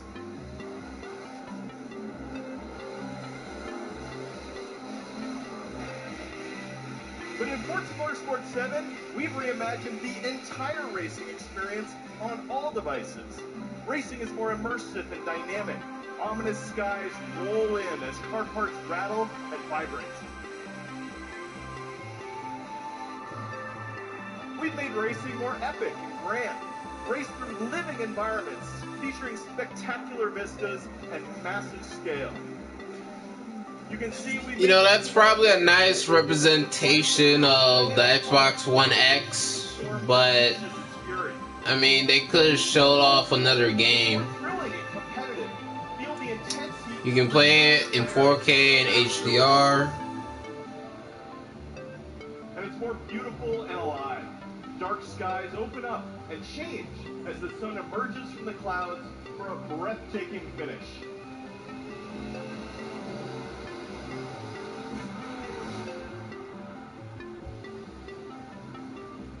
Racing is reborn in Forza. Whether running on the Xbox One family of consoles or Windows 10 PCs, Forza Motorsport 7 is the most technically advanced and comprehensive racing game ever made. With more than 700 cars, it features the largest collection of Lamborghinis, Ferraris, and Porsches ever assembled. Today, you are the first people to see the 2018 Porsche 911 GT2 RS. And this week at E3, like me, you can be the first to drive it. So come experience the most powerful road-going 911 ever made on the Xbox One X, the most powerful console ever made in Forza Motorsport 7. Thank you.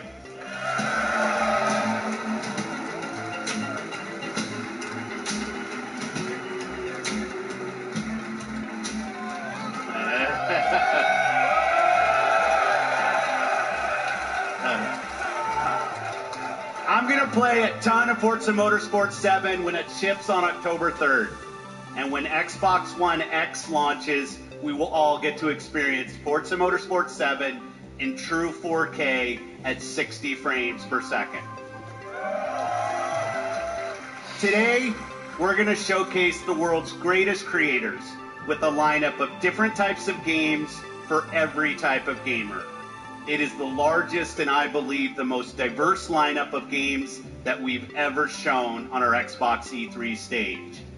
Games from creators large and small, games that inspire and challenge us, games that transport us to new worlds and offer us new perspectives, and games that push the boundary of our art form. Today, we will feature 42 games here on our stage, including 22 games with console exclusivity on Xbox One. Every one of these games will play great on each member of the Xbox One family, but of course, they will play best on Xbox One X. Up next is a game from a creative team that built their franchise on Xbox. In 2010, 4A Games worked with us to launch a single-player masterpiece that I played on Xbox 360. Now, I'm honored to bring them back with the premiere of their next work, running in-engine in true 4K. World premiere.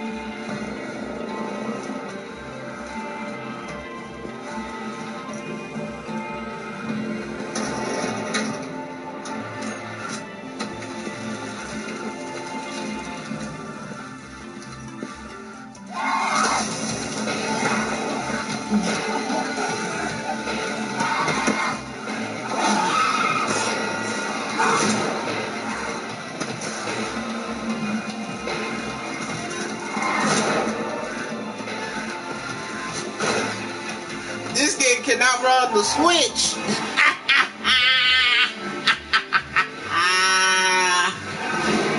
I'll tell you that much, my boy. That game cannot run on the Switch.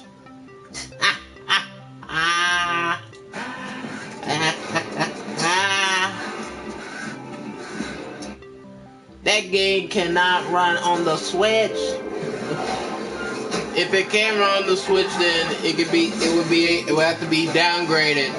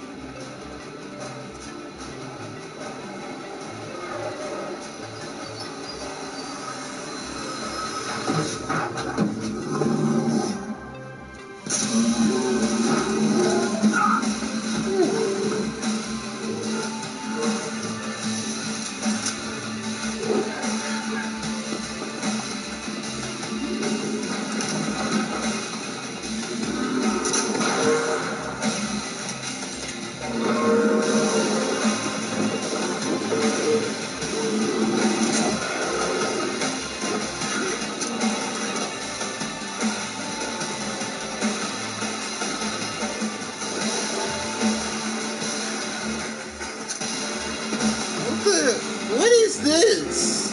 What is this? What is this? What is this?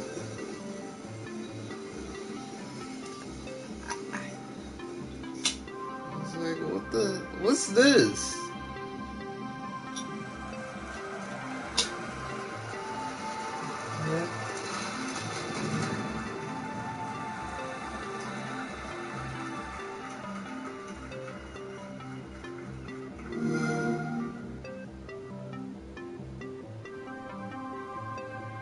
World premiere.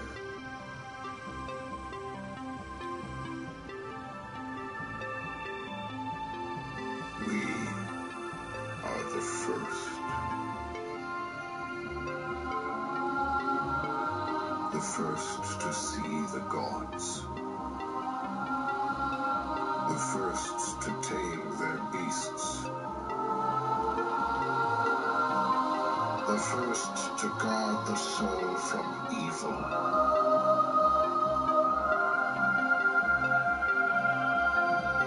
We conquered this land and built an empire.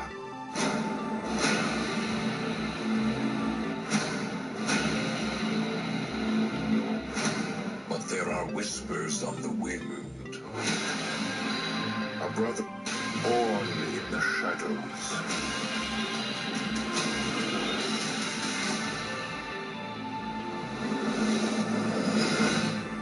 They are the first to call themselves. I never really tried out Assassin's Creed, so...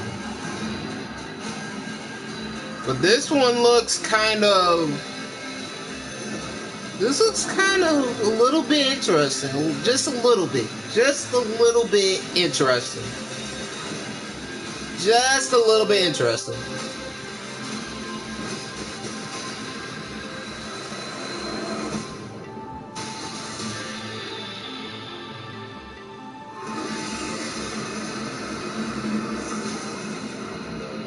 Assassin's Creed Origins. Okay. Please welcome from Ubisoft, Creative Director Sean Gadon.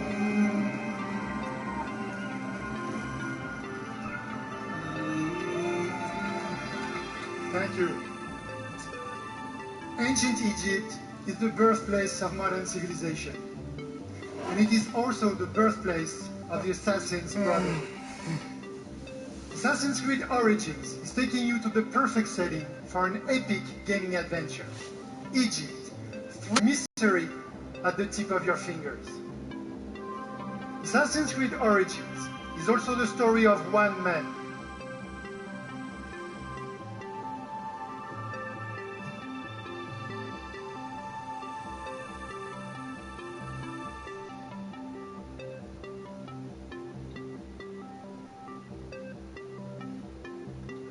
Bayek. Okay. Bayek is the last Magi, the protector of his community, an Egyptian sheriff, if you like. And his struggle against the dark forces that corrupt ancient Egypt will lead to the foundation of the Assassin's Brotherhood. But recreating ancient Egypt, going back so far in time, pushed us to rethink and expand our gameplay mechanics. We added many RPG elements to a huge systemic world, more detailed and alive than ever before. So today, we are very proud to show you what the game looks like on Xbox One X running in 4K.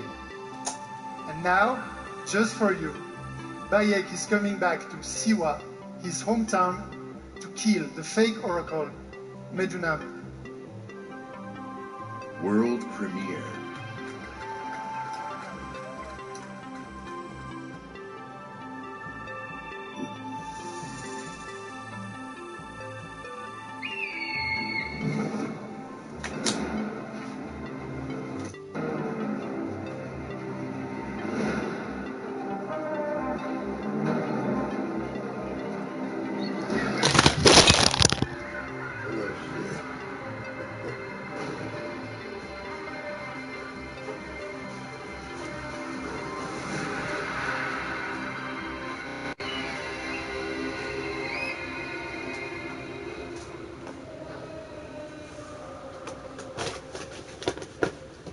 Siwa, my home, the sacred oasis.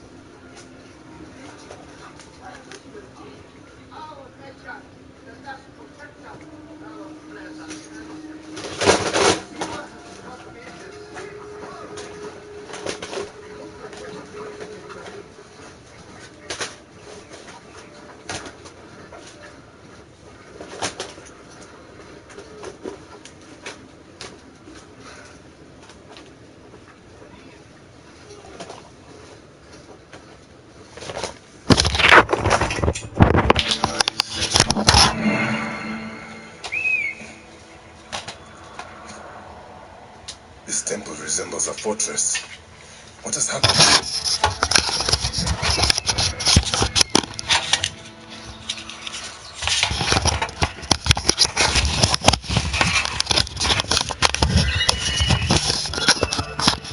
There you are. The next masked one on my list.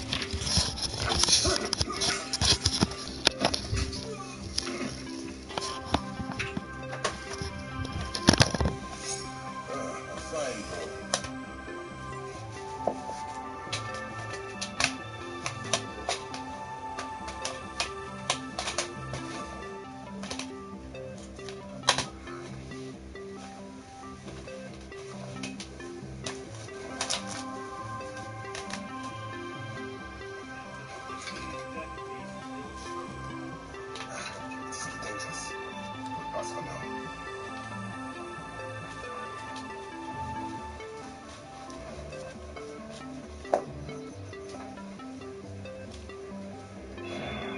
Guide me, Senor.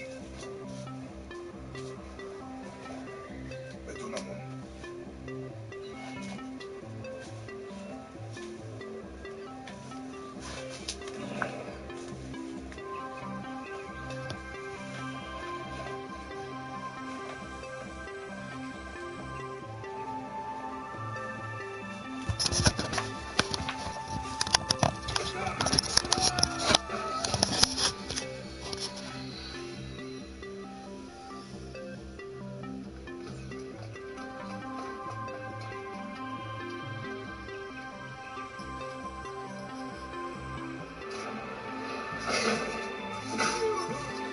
You will Betunamon.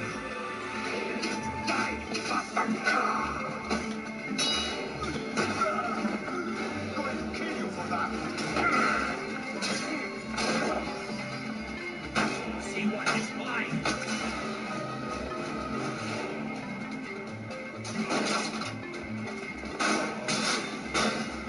Alright, we're back in session.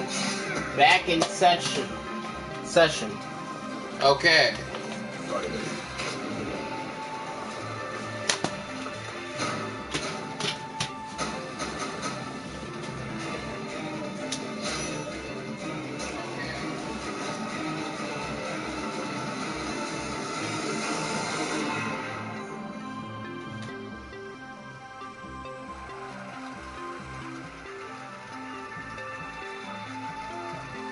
At Xbox, we've always believed in the power of games to unite us all.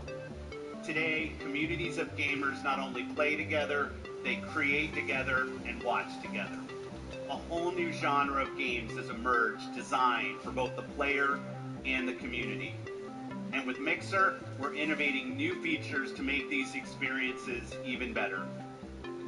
This one's special. Of all the games in this genre, here is one that the world is having as much fun watching as they are playing. And I can tell you that includes many of us at Team Xbox. The creative director of PlayerUnknown's Battlegrounds is a gamer turned developer who designed this game together with a passionate community. Please welcome PlayerUnknown himself, Brendan Green.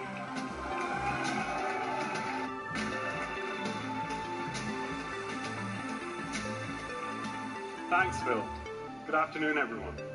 PlayerUnknown's Battlegrounds is a multiplayer battle royale where you must fight against 100 other players to be the last one standing. Our team's focus is to bring the most complete battle royale experience ever to console and deliver a great experience across all Xboxes. Our development is truly community driven, and we owe much of our success to everyone who's given us feedback over the past year. With over 3 million PC players to date, we can't wait to bring PlayerUnknown's Battlegrounds exclusively to Xbox One later this year, with an update for Xbox One X enhancements shipping with the final version. See you on the Battlegrounds, everyone. Exclusive.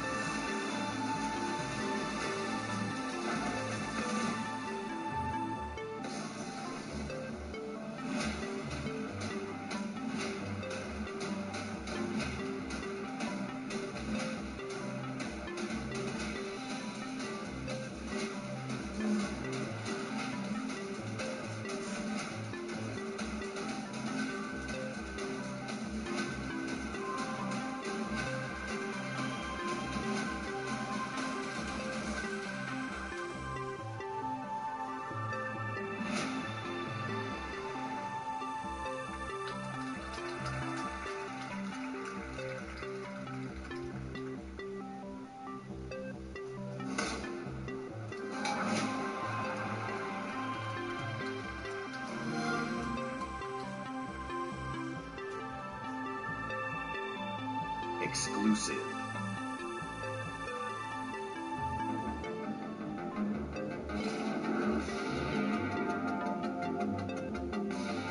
Let's try to stick together this time. Find the collapse. No heroics.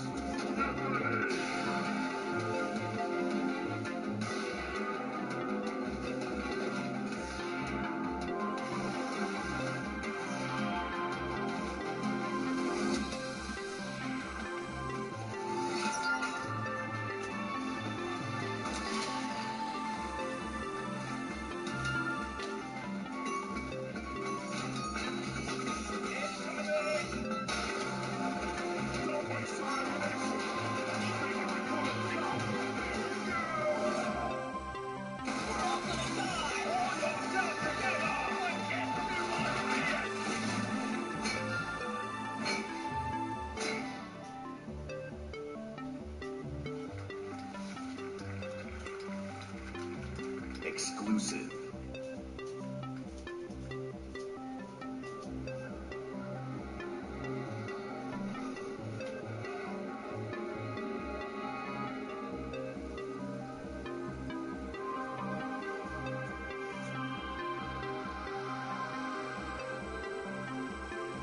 What would you do if the world you knew was gone? All the comforts, the simple pleasures you took for granted. How would you protect yourself and the ones you love? When the protectors can't even save themselves.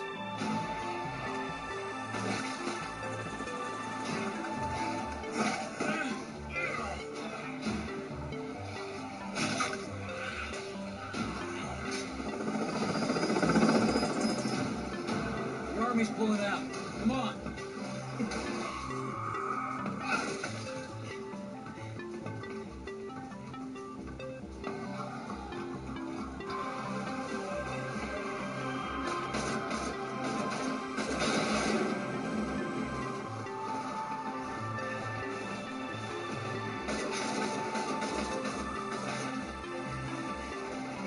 Last truck.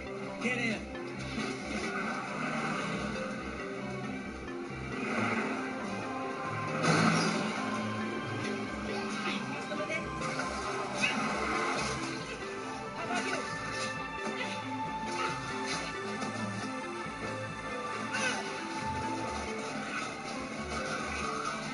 How will you decide who belongs? Thanks. I owe you.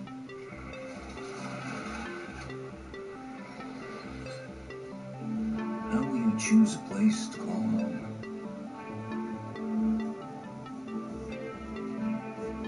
How will you build it?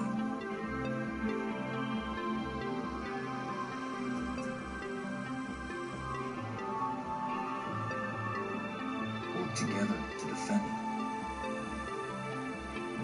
from the terror just outside the walls.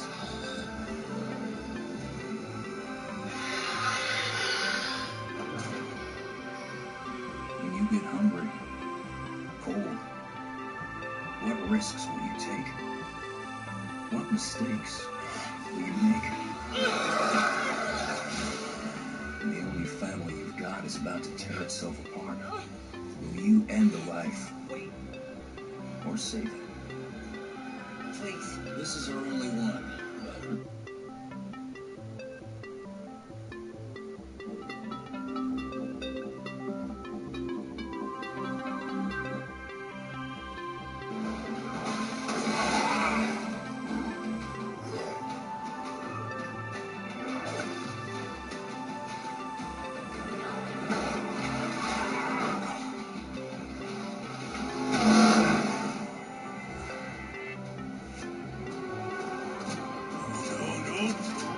When you get in too deep, you realize no one gets a second chance.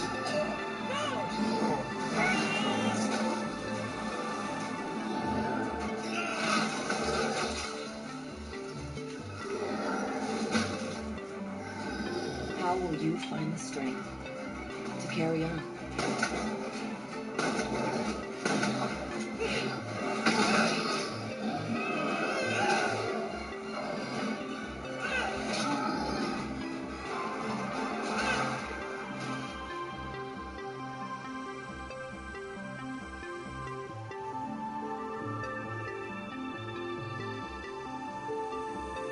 in this world of the living and the dead.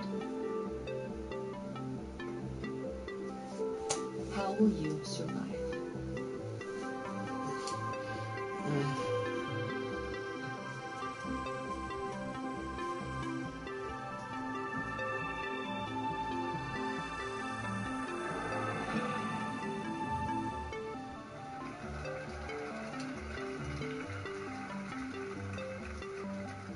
Exclusive.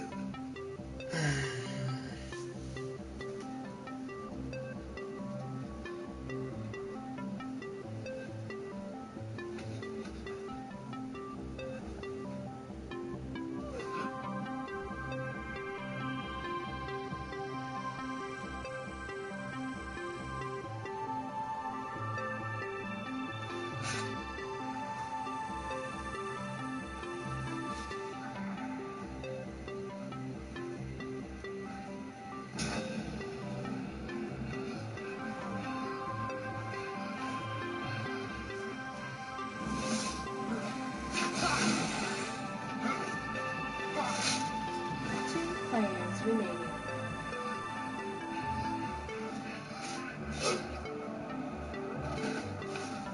One player remaining. And what a play from the Wounded Warrior! She was caught in a trap, but she used superior tactics to get herself out of there. She's going to take the win. Let's move on to the next arena. Here we're following Bloody Marrow. There's only 2 players left in this particular map. Those tracks are leading up, but that tree is going to give them direct information. That red outline is a mortal unicorn, and he's letting in about 100 meters away now. Looks like he might be crafting or something, but what is this that Bloody Marrow's going to do? Getting ever closer, drawing that beeline, and now he's going to cloak it up. Is he going to walk in through the front door or what?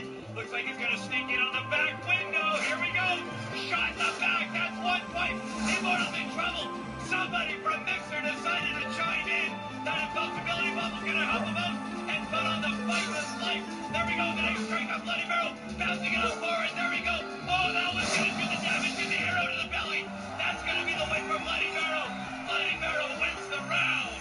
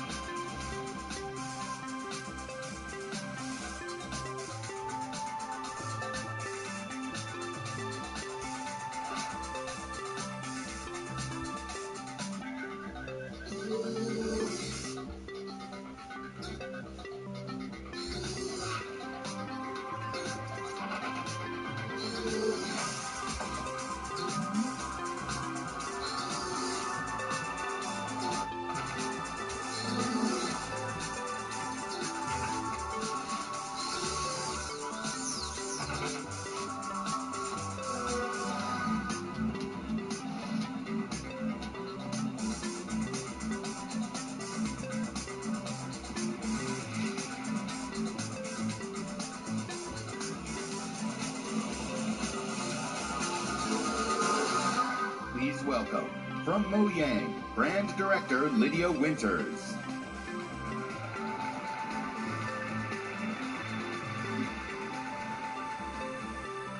This summer, millions of Minecraft players will be able to play together on the device of their choice for the first time. Xbox Live will unite the global Minecraft community across mobile, VR, Windows 10 PCs, and consoles.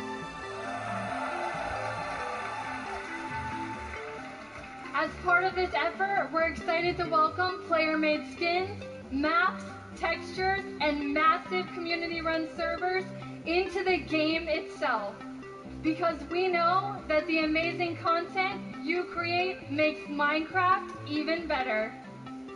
This fall, Minecraft will receive a free 4K update that brings more graphical options to the game. But we didn't stop there. With all this talk about graphics, we're taking things one step further. Today, we're revealing a new look for Minecraft that we're super duper excited for you to try out. One that's inspired by the power of Xbox One X and available this fall. Let's check it out.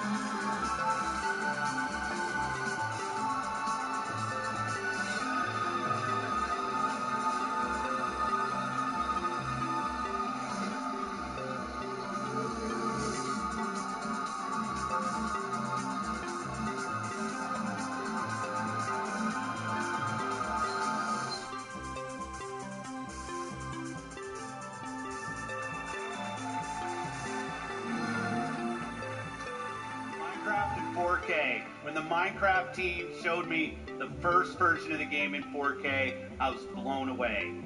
Mojang is a great example of a studio that started something new and different that led to a global phenomenon. At Xbox, we're searching for games that are fresh, new, and in some cases familiar. That means ensuring that the biggest third-party franchises you want to play are there for you on Xbox One. Of course, you'll find these great games in the Xbox Store, available for pre-order today. But bringing the biggest blockbuster franchise is just one part of the job. Delivering broad, diverse, and new games to Xbox. This conference right now isn't really doing much for me. I mean, besides the Xbox One X, I mean, everything else so far has just been bland. Bland at best. And a whole lot of fun. Let's take a look at it. World premiere.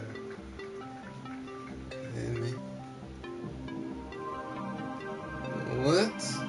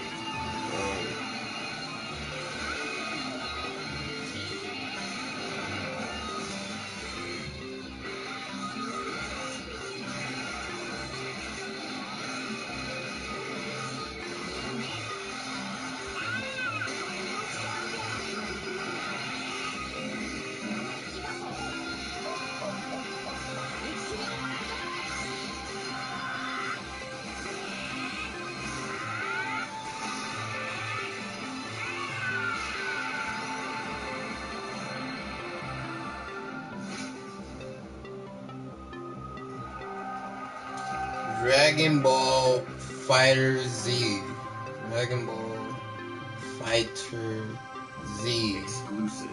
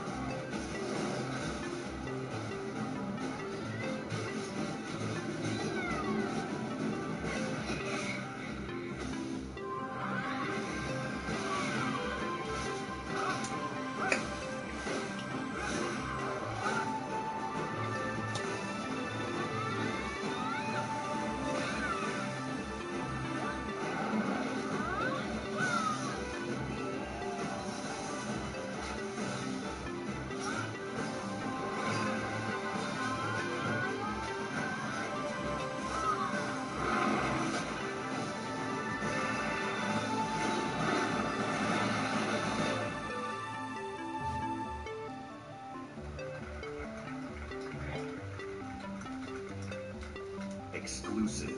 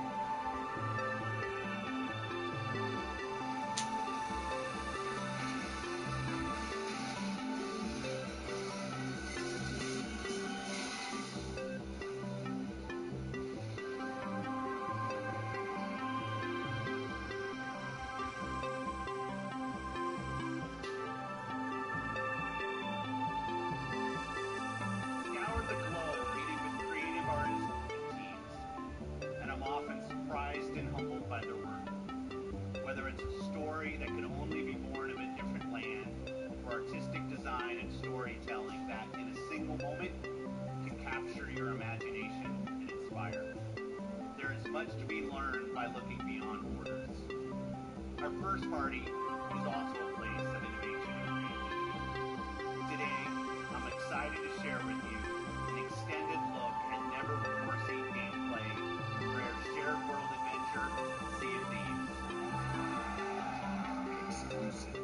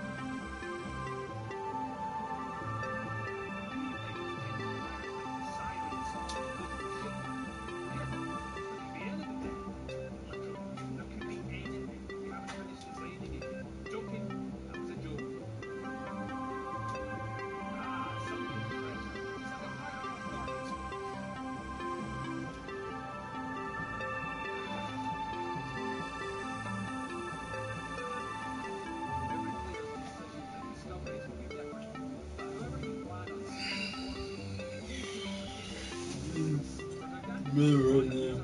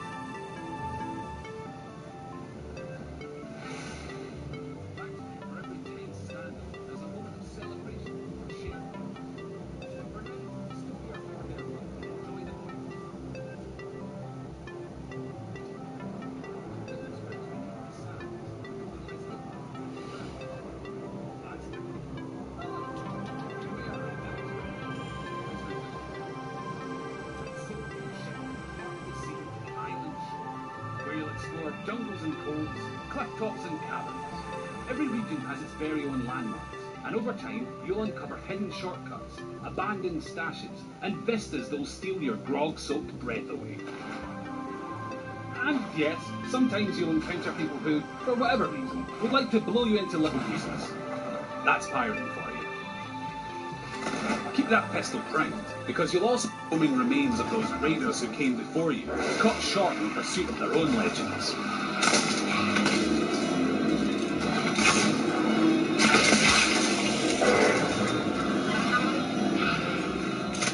An afterlife of fighting and troublemaking until all your bits fall. It's what they would have wanted. Now, make sure your crewmates all have a part to play. Yeah, that works. And look, they brought the riddle map. Seek the cursed boar shrine where there is no sky. It lies in wait for a light held high. Right, well that's got to be around here somewhere. But if you've got a bad feeling, you can always leave someone on board to brace the ship for a speedy getaway. Decisions. Ah, looks like they've sniffed out that place where there is no sky. Time to pull your resources as you plunge into the unknown. It would be easy to come across these claustrophobic caves. You don't want to wander off track. Unless you're streaming, and you'll have loads of people in the chat telling you what to do anyway.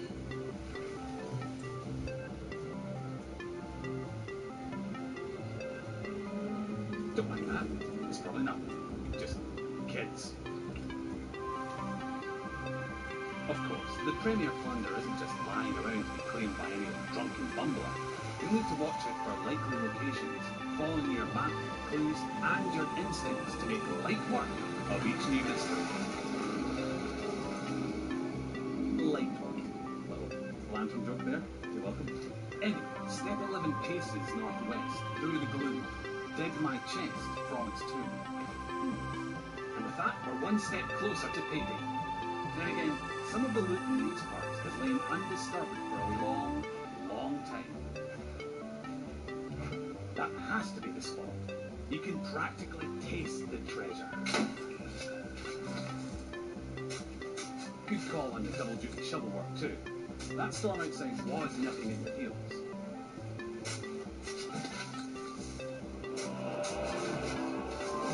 Ah, very nice. Of course, the trouble with treasure as a rule is that the owners really like to hang on to it. If you've got your hands full, it's up to your crew to watch your back.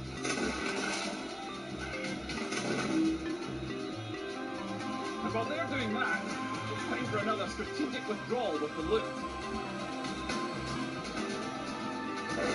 Nope, not that way. That's it. Easy now. Don't stop, keep going. Almost there. Watch that next step, it's a doozy.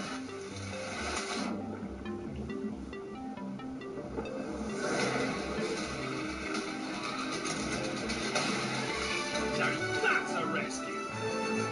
This conference was mad best.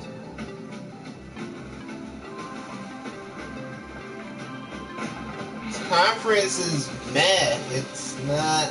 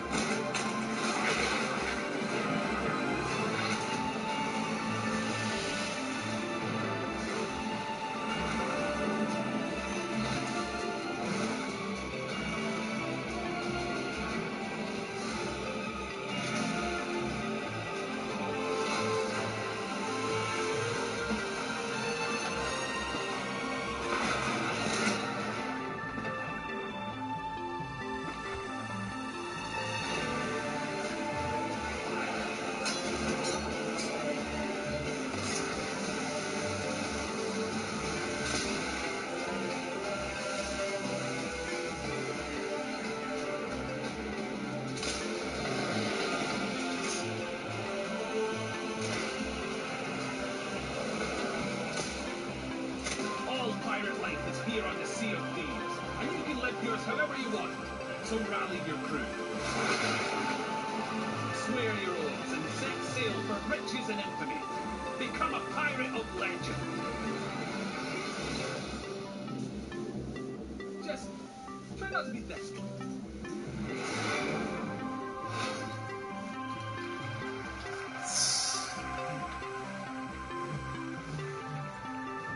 Exclusive.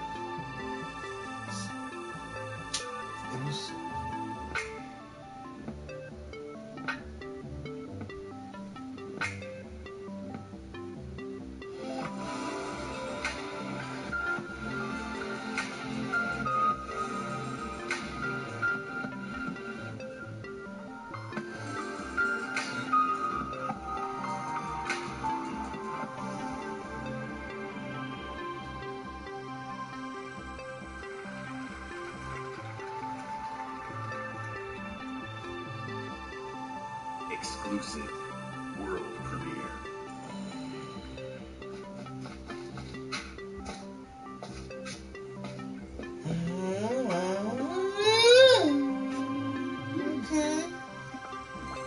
that what I think it is? Is that what I think it is? Is that what I think it is? Is that what I...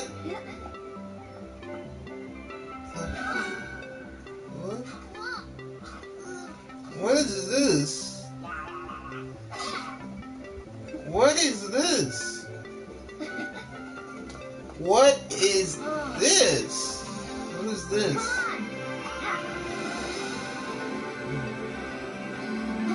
Oh!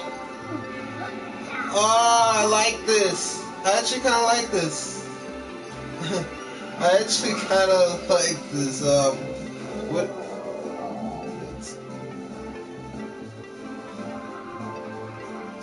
Whoa, I actually kind of like this. I actually like this.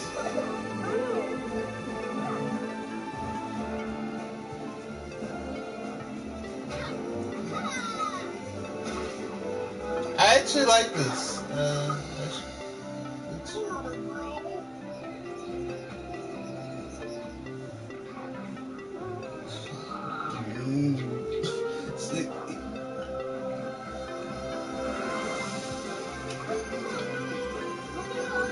It's called Super Lucky Tales.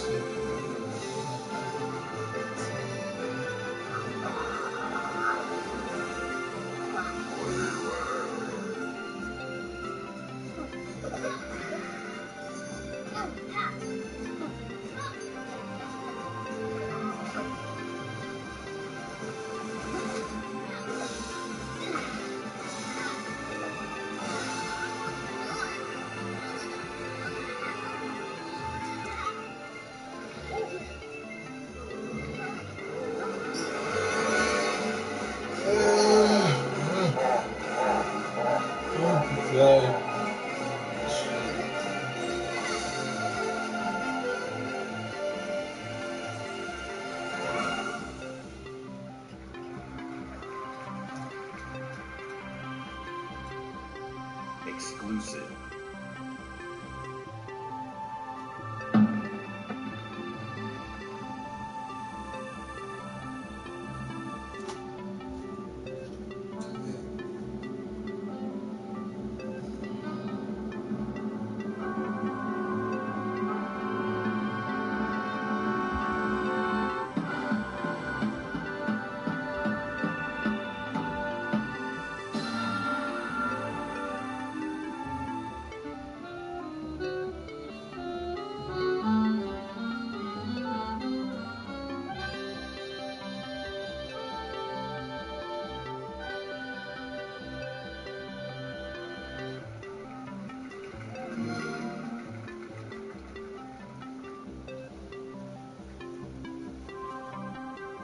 Exclusive.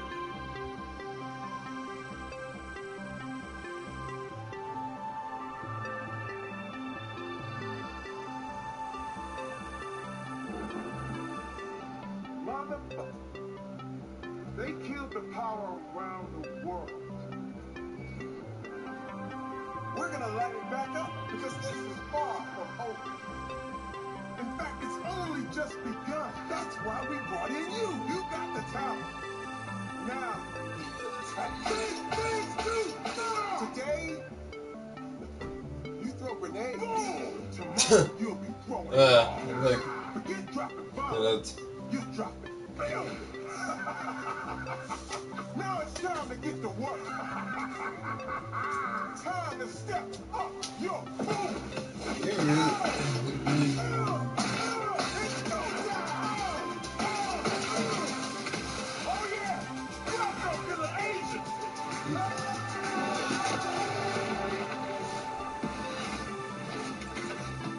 Determination to conquer all my ambitions. Headed to this position, and so my disposition.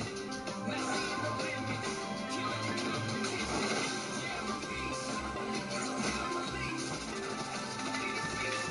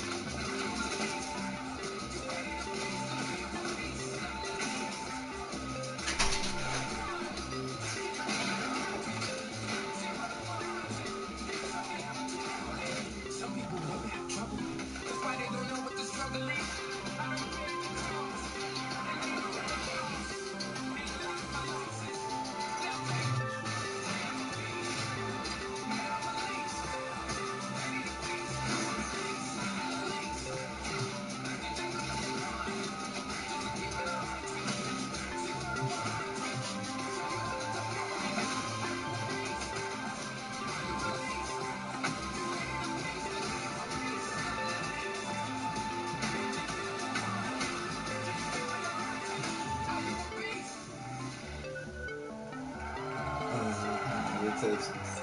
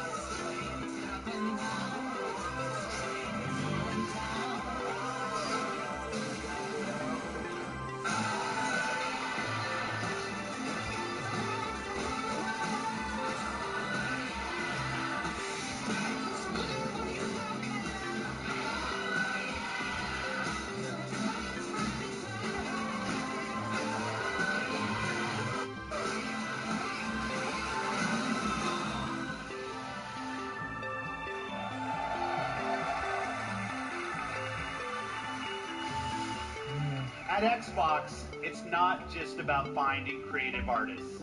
It's about empowering them and nurturing them, helping shine a light on their work, making it easy for them to build and share their creations. That's why the ID at Xbox program is so important to us.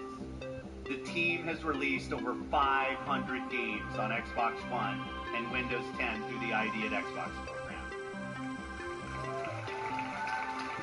And this is not just a milestone for the program and the independent developer community. It's a milestone for everyone who loves great games. I hope you're reminded today why it's so great to be a gamer on Xbox. Action, adventure, story, skill, surprise. These next few games bring it all together. Let's start with a game whose stylistic approach alone makes it something very special. Exclusive.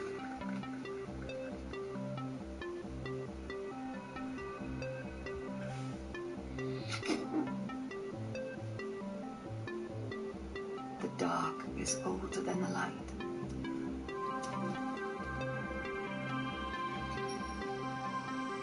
At last a day, and we rose with this first light.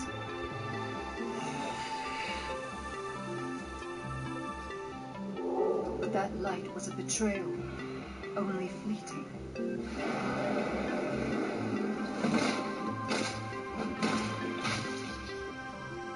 In its wake, the light returned to claim us. This shit. After lifetimes, the light rose again, faint and vulnerable.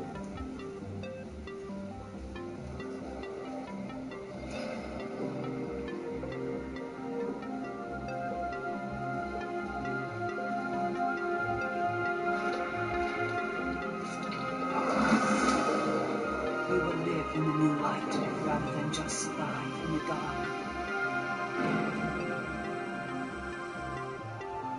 This rebirth will end our wandering.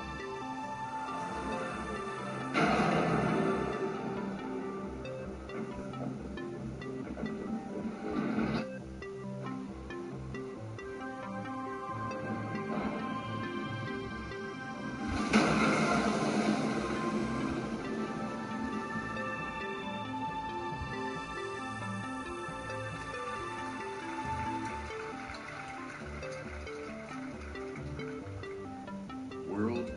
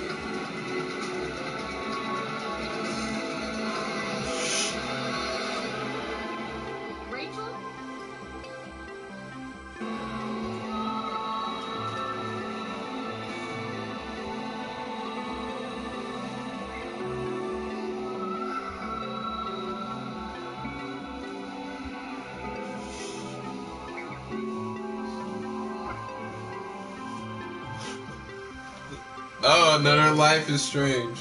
Okay. Please welcome Another. from Monolith Productions, Vice President of Creative, Michael DePlatter.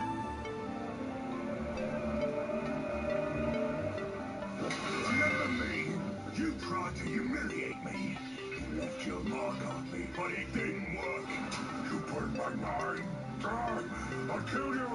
Until this moment, you have not known suffering.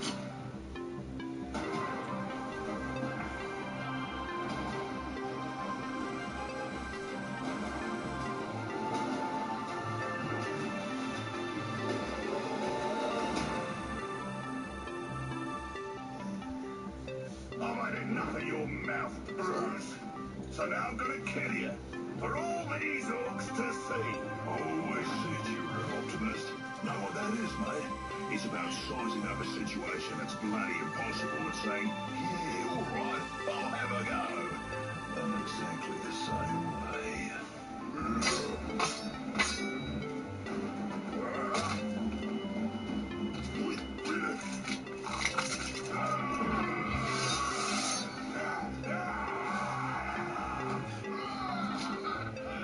I like him. Bruce killed the boss.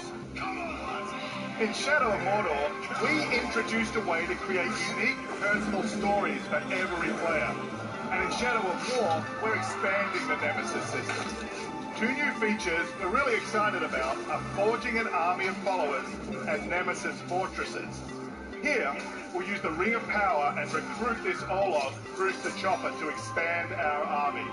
Then, we're going to assault a fortress controlled by one of Sauron's overlords.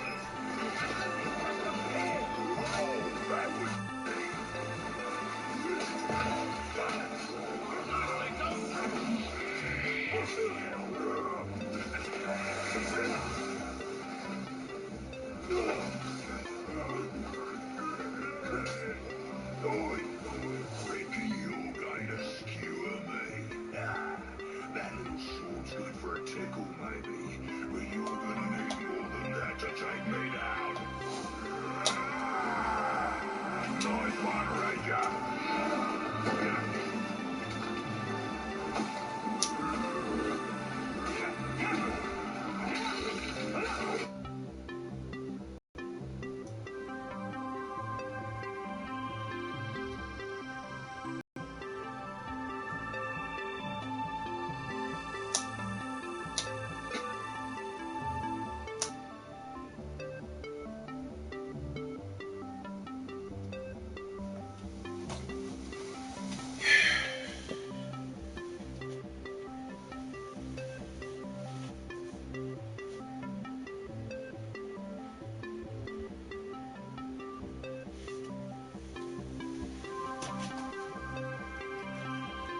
That's ruled by 2-headed troll big as a mountain.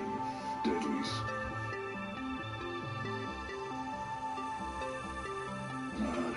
Which, well, I guess you have to be given the 2 heads.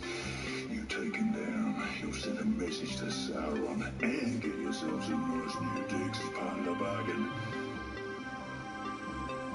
I'm not going to do this alone. Gather your troops. We'll do. Just make sure you let me pop his heads off, won't you? This game looks pretty interesting. It looks kind of interesting to me a little bit. A little bit. Followers in and recruiting Bruce means we're ready to assault the fortress and overthrow the Overlord. We're enormously expanding the open world of Mordor to new regions like Saragost and Cirith Ungol. Mordor's a massive, living, breathing world filled with orc society, tribes, and wildlife, as well as stories and secrets. You cleaved me in two. Any other orc would have died, but I survived. More than that, I thrive. My brothers pulling back together, stronger than ever. But they didn't make me into what I am. You did. You created the machine. No! He's just being ambushed by the machine. He's tracked us across Mordor seeking vengeance. He's one of the 7 new orc tribes we've added. Got it. machine was right! Get a taste! I hate big things! Cool, finally! Exodus. Exodus. You dishonor the steering!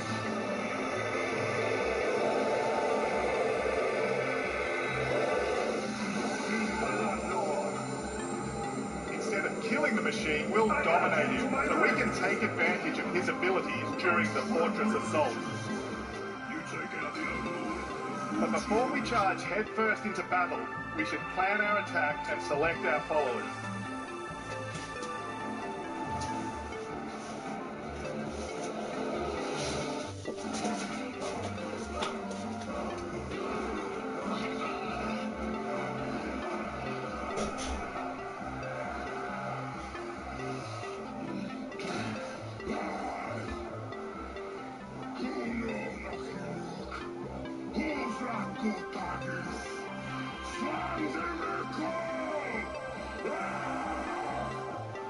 My black speech is a little rusty.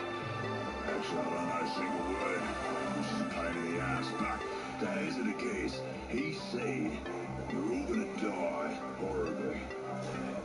Muck on the black. I will handle the Overlord. You focus on the defenders. Define focus.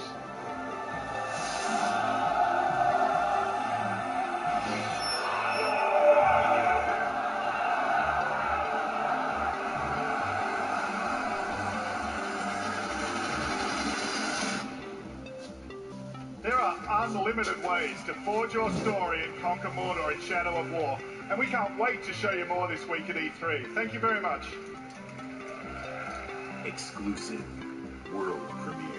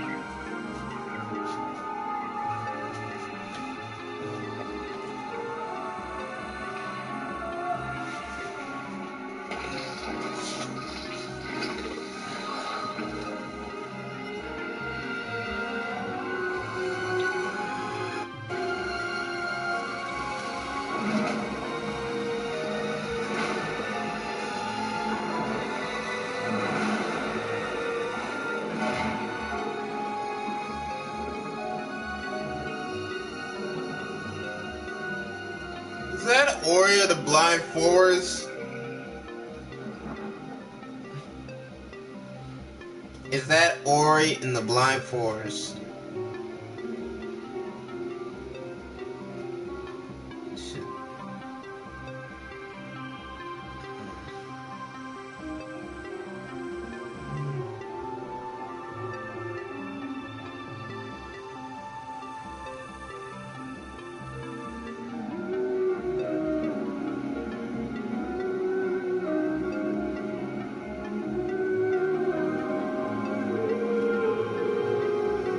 Okay, I gotta go do something real quick.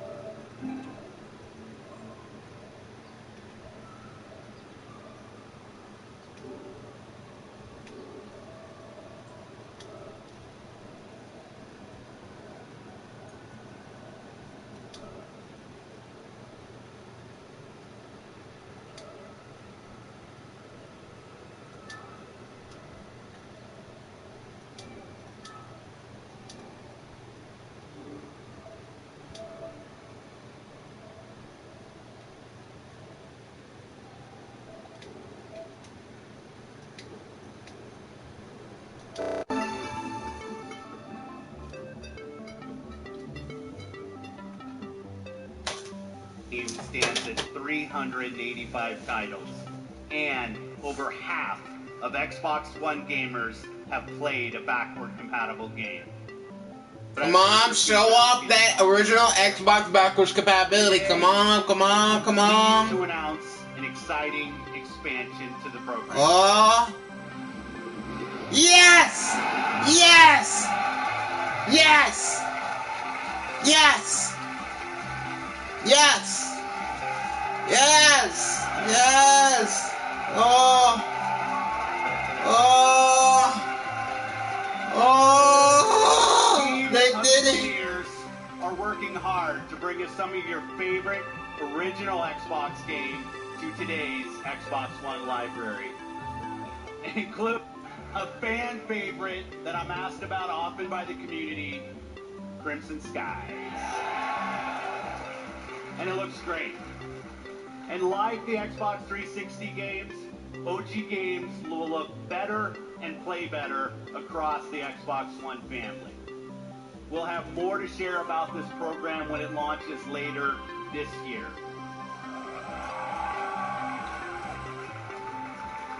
I'm proud of the library of games available today on Xbox One. All of them will benefit from the performance and power when you play them on Xbox One X. But we won't stop there. I'm excited to announce that if you own Gears of War 4, Forza Horizon 3, Killer Instinct, Halo Wars 2, or Minecraft, we'll be providing 4K updates to these titles for free. And we already have over 30 titles from our third-party partners that are planning to provide free updates as part of our Xbox One X Enhanced program. Titles like Final Fantasy 15, Resident Evil 7, Tom Clancy's Ghost Recon Wildlands, and Rocket League, just to name a few. This means you probably already have a large library of titles that you own today that will automatically get better on Xbox One X. Today, we showcase some of the world's greatest creators with a lineup of different types of games for every type of gamer.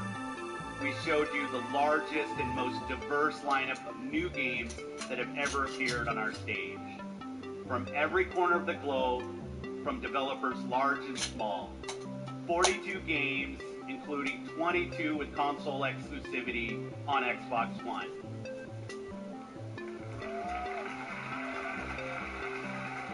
And you're also going to be able to play all of the biggest cross-platform blockbusters on Xbox One.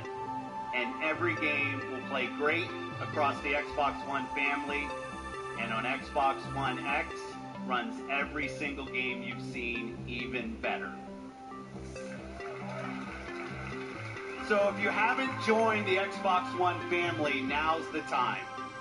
This week you'll find Xbox One S available in the US for $249.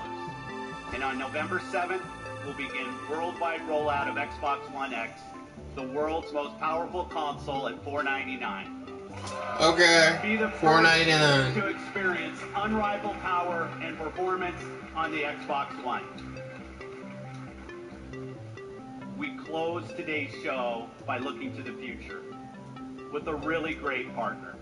They've been with us from the earliest days of Project Scorpio, and they're building an incredible game that takes advantage of the power and performance of the Xbox One family and the new Xbox One X. Please welcome Patrick Sutherland, Executive Vice President, EA Worldwide Studios.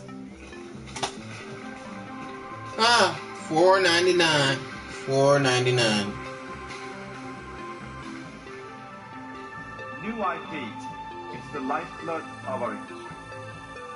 It's also risky. At EA, we have teams dreaming up a lot of projects, and only the greatest will make it their way to you. And that's okay. It's all a part of the creative process. And it's worth it because when you find something special, there's no better feeling as a developer than introducing players to a brand new world. As a player, there's no better feeling than losing yourself in a completely new experience. Our developers at BioWare have been creating something truly special. A huge open world that is lush, savage, mysterious, and ever-changing. Filled with interesting characters and new types of gameplay you'll enjoy with your friends for years to come. This is what's possible when you take an extraordinary vision and combine it with the latest technologies and hardware. Amazing concepts become possible. Great ideas become reality. So here we are. And we are so excited to share this with all of you. On behalf of the team at BioWare, let's see what this game looks like running on an Xbox One X. Here's John Warner from BioWare to show you Anthem.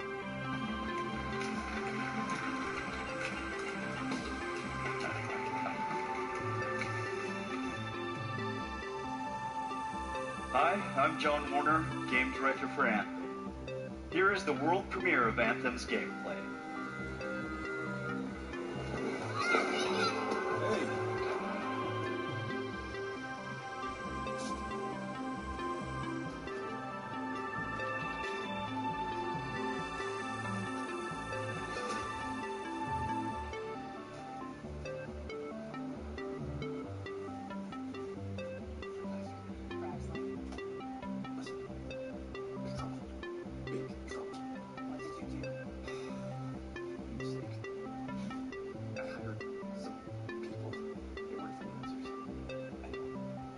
They can handle it.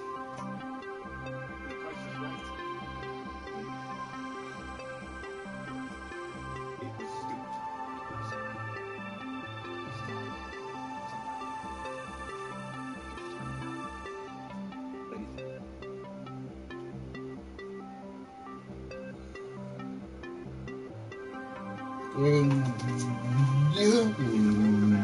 You and your friends are freelance.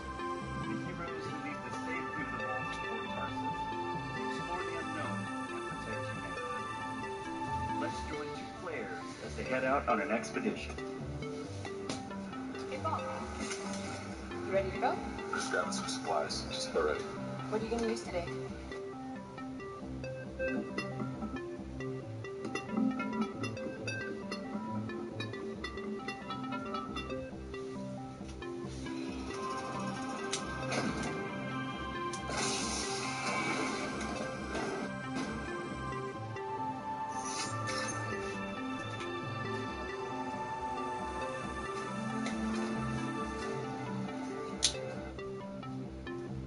Every player will own an array of exosuits we call javelins. These suits give players superhuman capabilities and are heavily customizable so they look how you want. Man. Looking good. Nice, you've got a mortar equipped. Yeah, I got it on the weekend. You lead the way, I'll follow.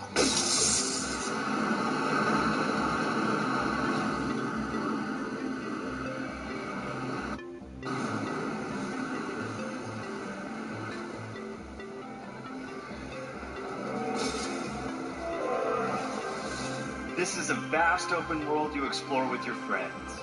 Each Javelin exosuit has its own unique playstyle. The Ranger is balanced in all purpose, while the Colossus is a tanking powerhouse. Alright, let's see what's up here.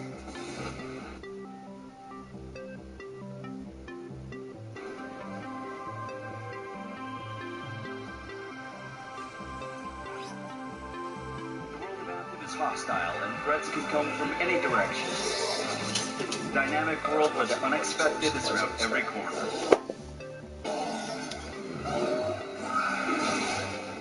Yeah, he seems like a problem for another day.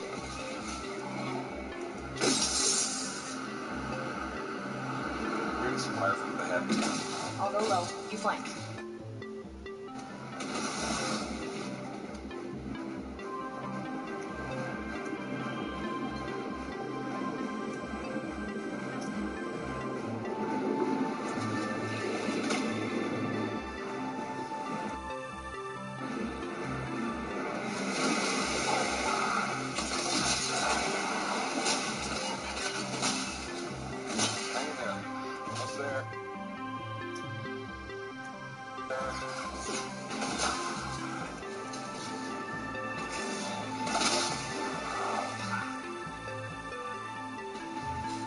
Have you been in there yet? I haven't. We should do that later with Kim. You could just be XP. Hello, treasure.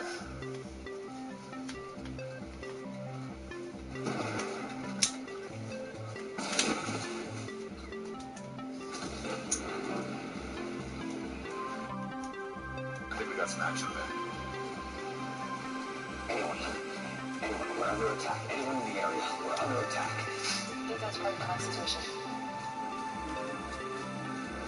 You can equip your Javelin exosuit with gear that brings devastating power to combat.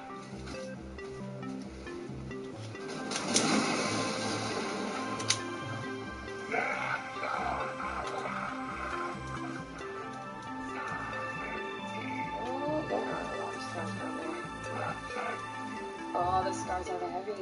It's time to use that mortar. Give me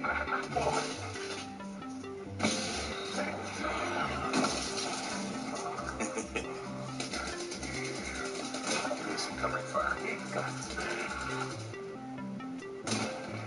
There's a bunch more coming in. Okay, I'll get this round.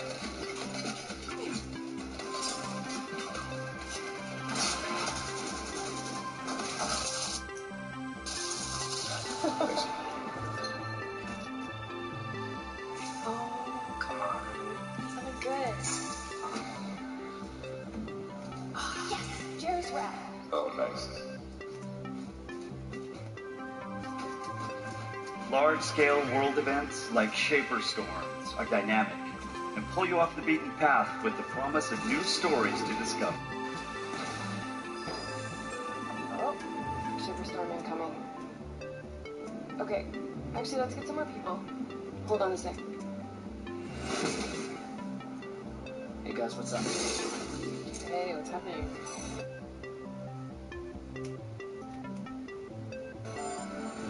Right behind you.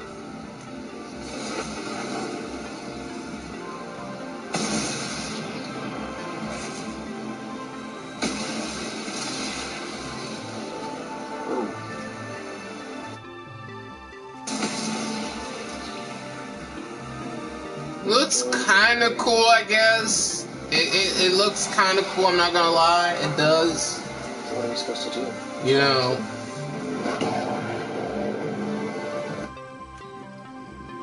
Alright, I was let's do this. See you on the other side. Our story is out there.